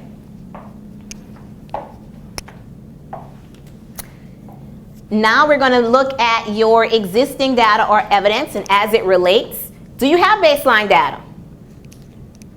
Some may have some baseline data that relates to your objectives that you created. If not, then you will have to create that pre-assessment to collect your baseline data when class begins. So for example, if I had some objectives, and I had some objectives that I've just created for this course, and I've looked at previous course syllabi, and there wasn't an assessment there for this. For example, when I took over my middle grades social studies course, there wasn't an assessment on the history of social studies education or the purpose or what it is. There just wasn't an assessment. So I noticed that there wasn't an assessment there, but it was important to me as a learning objective. I figure if you're going to teach social studies education, you should know where it originated and what's its purpose before we can move on to the curriculum. So I created an assessment because I wanted it to align to that those learning objectives. So that's going to be key. Do you have that baseline data that aligns to your objectives, your goals? If not, you have to create one. And then what assessments did you have to drop or add to better align to your objectives? Did anyone have to add any assessments to the course or change or drop assessments that were in place before? Or you kept your all same assessments that were used in the previous year?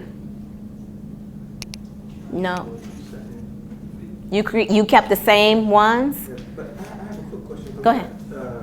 So one of my objectives was to get my students to score higher on the ACS National Standardized Exam, but that's only given at the end of the semester. So how would I go about making baseline data? Okay. What's their current passing rate? The current, well, it's a score. Okay, it's what's 8.5. That's about 6 points below. Okay, so you want to probably look at improvement based on the score. So if the score is 28, you want to have your goal for it to increase to At least 35 on average. On average, right. Okay, so that then will be your objective. Your objective would then be that students will have an increase of 5 points on 6 points on average. Right. Yeah, on this particular exam. Okay. Yeah. But you can't. Last year's. Right, so I would have to Yeah, last yes, year. oh, So of course, right. yes, of course, yes. You will have to, if you want them to do it, yes, you will have to look at it from the previous year, Right. you know, passing rates, the pass score, and then project, okay? Anyone else, you guys pretty much kept the same assessments that were in place in the previous year? Yes, John. Well, I did try to implement some oral assessments or some assessments that were less about getting the answer right, so that I can kind of understand what they're missing and why they're missing it, and how to make some of those changes. Yeah. There were a few oral assessments that I did do. Oh, good. Particularly if after they did the first assessment, if I saw some trends where they were all missing, they would come back and get. And that's an excellent example of looking at previous data. If you look at previous data from last year and you saw that there was some places where there was just some missing pieces where students were commonly missing the similar items, then you probably then have to go back and change the assessment. So that requires them to now tell you more specific information about it so that you can gauge how much knowledge they need to know and what are they lacking in that. So yeah, that's a great example. Yeah. Oh, go ahead, because I had a question about that. And Dr. DeCuir, I added practice problems. Okay. So I learned that students who actually do additional practice problems usually perform well in the class in general. Oh, good, good. So that's a great way of adding in the assessment, because what you should be doing is you look at your goals, you create your objectives, but remember, we're doing all of this fresh. What do you want to see in this class, and then what's feasible to do over the course of this semester? What's the best evidence in order to measure their achievement? So sometimes, I mean, it takes a serious look, review over at your assessments to see if you're getting that. A lot of times we get our courses and we get the syllabi and we just kind of do what was in the syllabi and you rehash it. But if you really want to increase student achievement in terms of their skills and what they know and are able to do, then that takes a very, very critical look at your assessments to see if you're measuring what you want them to know. Because some assessments I've seen in some courses were just there and it was no purpose for them. It was there as sort of just kind of fluff, get to know you type things, but that can be done informally and it's not really telling us anything about their achievement. So you have to kind of gauge that. Yes, you have a question? I did. We were sitting here looking at the form and then looking at that first slide you presented where you talked about student outcomes, lead to objectives, lead to assessment, lead to instructional activities. On this form, you talk about the Part 1 student learning outcomes. You talk about larger goals and measurable objectives. Are the student outcomes equivalent to the larger goals listed under It's the larger goal, yes. Okay, because that's what's confusing when the different terminology. Okay, well, that's the same thing as the outcomes. So that is it's your student outcome is what you want them to learn. And so that's the goal. My goal for student achievement is the same as this whole section is student learning outcomes. This is the goal. But so this is objectives. C is objectives. Right. But what I'm trying to say is this whole section relates to the overall outcomes. Right. Objectives are a part of the outcomes. Okay. They just unpack them more cleanly. So you have a goal, and then your objectives are very concrete and measurable in performance. But they are all related. All of this is student outcomes. Okay. Okay? All right. What assessments did you have to drop? Okay, so we said some. And then do you have evidence for each of your objectives? Do you have evidence for each of your objectives? Do you have some sort of evidence to measure each of your objectives? So if you have that, great. And then do your revised assessments indicate acceptable growth? So in your case, Richard, you want them to score 6 points higher on this exam by the end of this semester. Is that acceptable growth, or is 2 points or 3 points acceptable growth? And then, within that time, go ahead. How do we pick that number? Because I was just asked, how did I come up with what was acceptable growth? Right. Well, that's what. It's a national standardized exam, and you're given the percentages how they test percentage-wise nationally for each point they get above a certain amount, above a certain score. Right. Right. So you have to kind of think about it and see what's acceptable growth. If it's a national test, and how well have they scored in the past, and what has growth looked like? Is 6% too large of a growth for just one semester, or is 2 points a better or more acceptable growth? So if you said if they started off with 50% of my class can't read, by the end of this semester I want 100% of the read to be able to read. That may be unacceptable in terms of the growth within that semester. But you might be able to move from 50% to being able to read to 75 or 65%, because we're focusing on what's the acceptable growth in the time that we have, given the content we have to teach.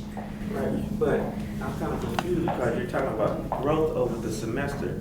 However, there is no baseline data initially. No. You can only compare it to what was done last semester. Exactly.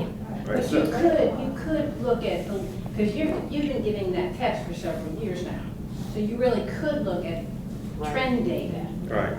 Are they always around 26? Or some have 26, 28, 38, 30, 22, and stuff like that. You can look at that trend data and get an average, and that gives you another baseline. Right, because I have an item analysis of the different questions. Right. Where they actually Right.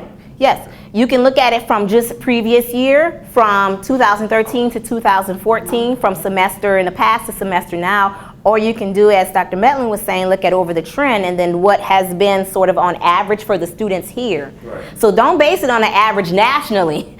Base it, I would say, on the average of students that are here. What do they average? And if they average 16, then you want to get them to 20 versus a national sample. You want to look at your specific students. Could he not do, like, I want 20% growth and stuff like that? Yeah. You can frame it in terms of I want 20% increase, or you could do it because when you first asked the question you said specific points. Right. So if you want to do it that way, it's just I want you to think about what's acceptable in the time that you have. Is that don't set yourself up to fail. You know what I mean? If they only score 16 points and you say I want them to score 30 in a semester, that's probably unlikely. Okay. Yes.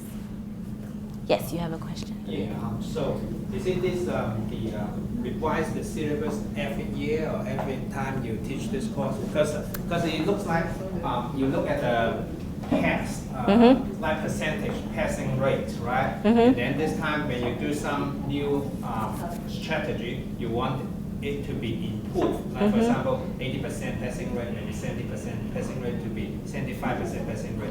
And then next time when you do again, then you need to raise from 75% passing rate to 80. Well, what you're supposed to be doing is you're supposed to, at the end, always look at your syllabus to revise and see if any assessments need to be revised based on the evidence that you have received. But then also you want to look at, you should not be going, the key is you shouldn't be going downward. You should always be moving forward. So if you said that, if you've identified these objectives for this course and these assessments for this course, and your goals are for 75% for them to pass, whereas in the past year, 60% pass, the hope is that at the end of that course, 70% pass. Or if they didn't, you take them where they are at the end of that course. So your objectives and your goals and all of that will probably stay the same, but you will have to shift and see what is the acceptable growth. Like if he started off with saying, I want them to jump 20 points, and then he went through this cycle where he taught his class, they only jumped 3 points, then he will then revise it for the next and say, well, I probably was a bit overly ambitious to want them to do 20 points. Now acceptable growth is for them all to increase by 5 points. Okay? But so your objectives and your main goals could stay the same from each year. But then also, when you collect your evidence, that might change. And we do this in College of Education all the time. We create an assessment, we look at how students have progressed over 2 years or over a year, and we say, you know what, this is really not feasible to do in this course. Or we have too many assessments and we can't do both of these totally for students to understand the concept. So we're going to have to focus on just one in this course and focus on another core assessment in another course, and we revise the syllabus accordingly. So we actually engage in that continuous reflection improvement all the time. And it's all based on data. And it's all based on data. Okay, so let's quickly get through this. And now, after you've now looked at your outcomes, you've looked at your objectives, and you have now designed or at least identified what your assessments will be.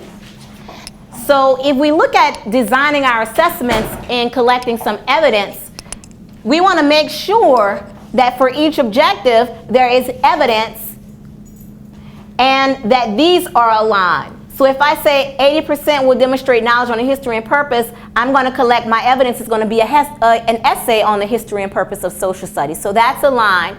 My method of evaluation is a rubric for the essay. Then I want them also to complete a curriculum map. My evidence is a curriculum map. And then my method of evaluation is a rubric. But I want you guys to take a look at this. For my essay, my rubrics are going to be different from what my essay rubric versus my curriculum rubric versus our presentation rubric. So my essay rubric is going to have these major components, and I just sort of jotted them down so that I know when I'm creating my rubric. It's going to have content, knowledge, writing, and analysis because I'm interested in their analysis of, trying to tell me what is the purpose of social studies? What does it mean to you? So I'm interested in some critical thinking, some analysis there. But for my curriculum map, it's not really analysis. The focus is on accuracy. So I want them to be able to tell me the curriculum for each grade level that they are being certified to teach. So I'm not really interested in their analysis. I need to know that you know it. So my rubric says content knowledge. That means you have enough of the content there. You didn't just tell me, oh, they learn history. We know they learn history. You need to tell me specific concepts in history that they learn. So my rubric for my curriculum map has content knowledge, accuracy, and then I've always included their writing skills. So you see the rubric in terms of when you're developing it, your categories are also aligned to your evidence. They're not going to be the same generic rubric that you're just going to reuse over and over again because you're evaluating for different skills. Okay? The same thing with my, I want them to demonstrate that at least 3 instructional activities in a demonstration. So I want them to do a teaching demonstration. That's my evidence. And my rubric for my presentation for when they'll do their lesson demonstration, this rubric now contains content knowledge, accuracy, but then it includes some presentation skills as well, like body language. the structure and organization of their lesson, their materials that they use. Was it developmentally appropriate? Were they clear so that students can understand them? Did it make sense? You know, sometimes you can get some handouts and students read the question and yet they still don't know what they should be doing. So that rubric is different because it's a lesson demonstration, so there are presentation skills involved. And then lastly, I want them to show satisfactory performance in lesson planning. My lesson plan rubric now has things like my content knowledge, my Bloom's taxonomy, my materials, my curriculum alignment. So now that is also assessing different skills. So you see that you want to be sure when you create your assessments that it's doing what you want. If you want them to explain something, be able to explain it, either they're going to do it in an essay or they're going to do it in a demonstration or presentation, and then there's a rubric that's applied to how you explain it or what sufficient knowledge you want them to know. If you want them to create, it's the same thing. Okay? I'm sorry, I came in a bit later. So you may have explained this. All of those different outcomes, objectives you have, and you have points assigned to them. Yep. So how do the points come Yep. into play? So this is just for me. I also include a scale or weight so that I know what emphasis that I should give to each one. If I feel like these are sort of, this is kind of like a smaller emphasis, we're not going to take a lot of time on it, it's only going to be 10% of their grade, or 10 points, because mine are always on a 100-point scale. For this, I feel like that's kind of equally, they should know this information, so I put 20% or 20 points. And then for this, I put 25% because I feel like these are more cumulative, because with this, they have to be able to show curriculum. They have to show their knowledge of curriculum, which was one of the previous assessments, but they also have to be able to show their knowledge of instructional strategies. They also have to do presentation knowledge and whatever. So this is for like an overall course. So this is how I break it up so that when I start planning my instructional activities, I know what to spend the most time on. If the bulk of their grade is coming from a presentation, you should not wait till the last week and then teach them how to do a presentation. If 80% of your grade is a presentation, 80% of your instructional time should be on how to develop this presentation. So that's why I include the scale. It's the overall grade so that you're giving equal weight for equal sort of value in the course. Do you see what I'm saying? Yeah. Does that make, go ahead. Yeah, the scale and weight, that is the same as your weighting policy? Yes, but it could be whatever yours is. I did this as clear and neat to show you an example. But if you have 16 points here and 17 points, that's fine. I did this clear and neat to show you an example. The point is, you can't say 50% of their grade is a lab report and then only teach the lab report for 2 days. You know what I mean? And that's the point of doing the weighting, so that when I start planning my instructional activities, I give accurate, the adequate time on that particular assignment, because I know it's a large portion of their grade and it's a major feature of the course, major component of the course, okay? So now that you guys, we've reviewed your homework, and you have probably some ideas you're thinking about now and looking at how we're going to revise. So we're going to stop in a few moments and revise. Let me finish this and I'll get to your question, Dr. Porter. So once you sort of align your assessments, you have your evidence, you have your rubrics, and you have your weights to see how you're going to do it, then you start developing your curriculum and instruction. Your curriculum is what is taught. That's the stuff that is taught. Your instruction is how do you explain it or teach it. So what I would like for us to do, we're going to get to Dr. Porter's question, but we just reviewed everything you did with your homework. You have some questions. You're still kind of wrestling. This is all a part of curriculum planning process, all a part of that process. So what I would like for us to do now is to take a look at what we've done, look at any revisions that we want to do, talk to our mentors about if we want to change some assessments, change our evidence, or what instructional activities are best that align to our assessments, so that we can leave here with all of our pre-planning completed.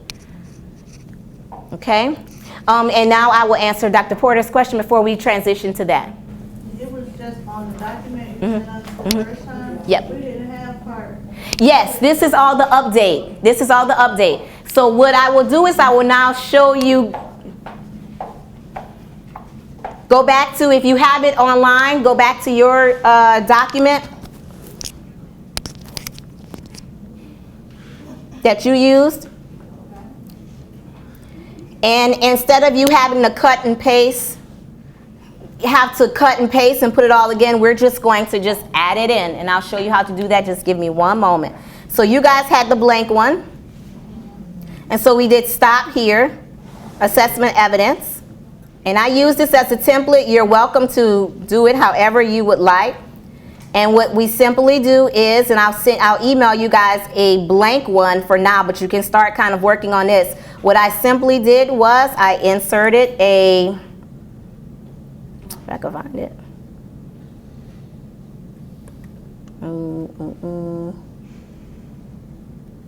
Yeah, I just inserted, if I could find where I inserted it at. No, I just did insert row. There we go. It's the same thing. So open up what you have and then just simply insert a row below. And then you can start writing out your assessment evidence that you have.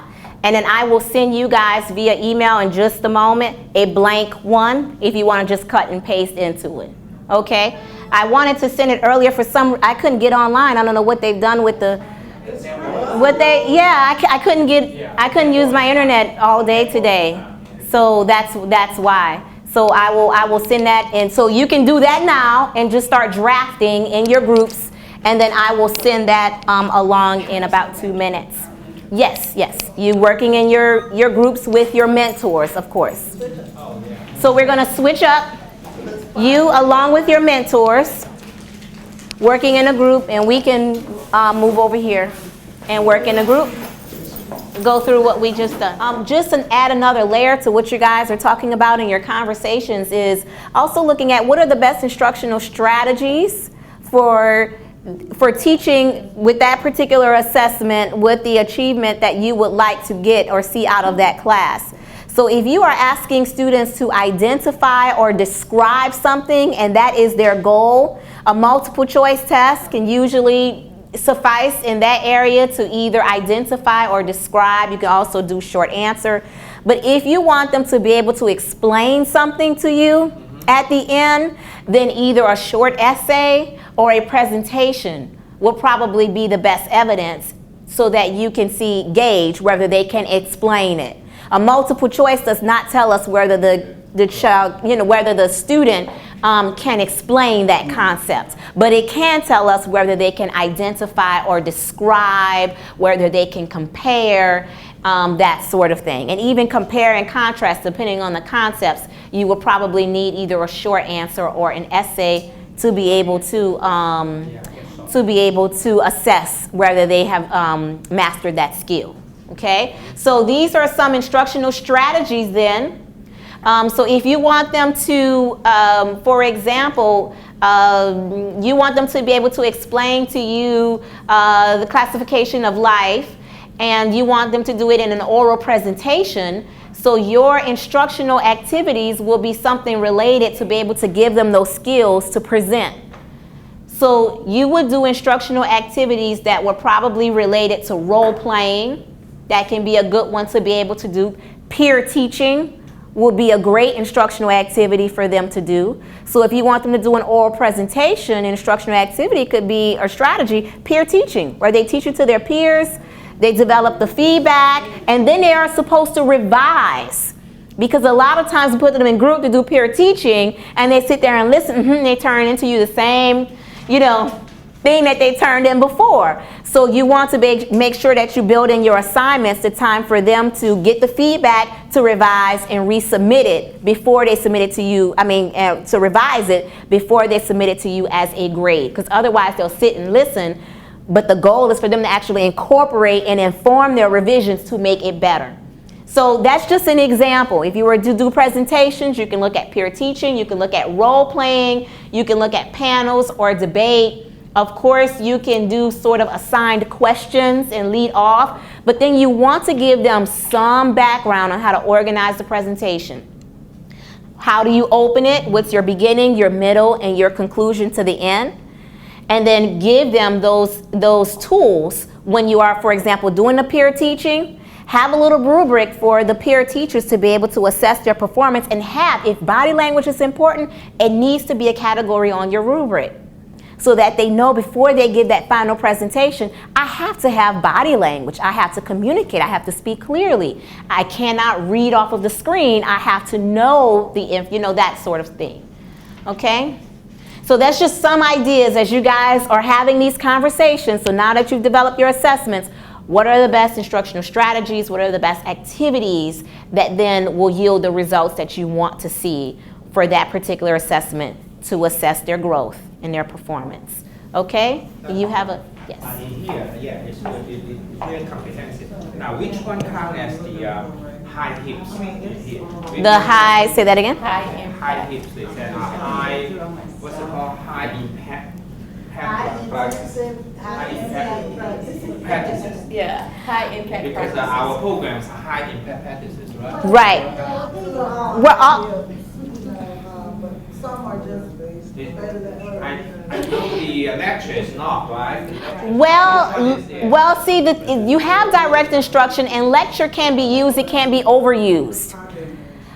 So lecture can be used as an instructional activity. It cannot be overused, but it helps, we call it direct instruction, to give the overview, to present the information, but it just can't be overused. You have to pair lecture with something else.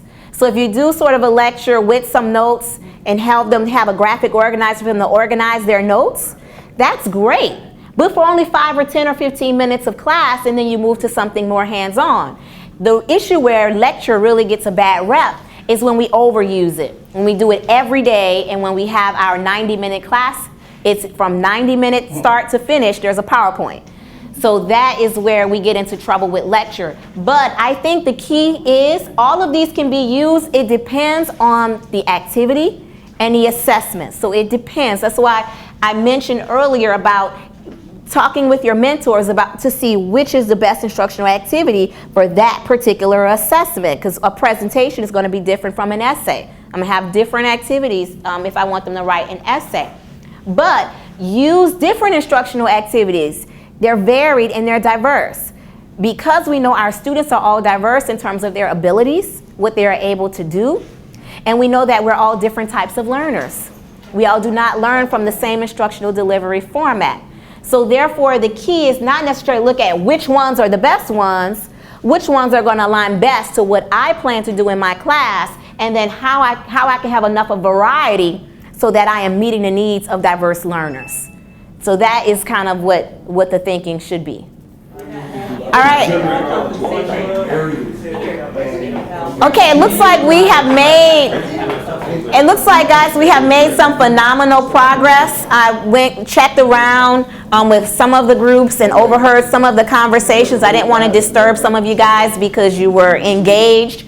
So I think that we've made a lot of progress in trying to determine what our assessments are, aligning those assessments to our goals, our objectives, to make sure that they are measurable and that they are feasible, and then also beginning the conversation with instructional activities.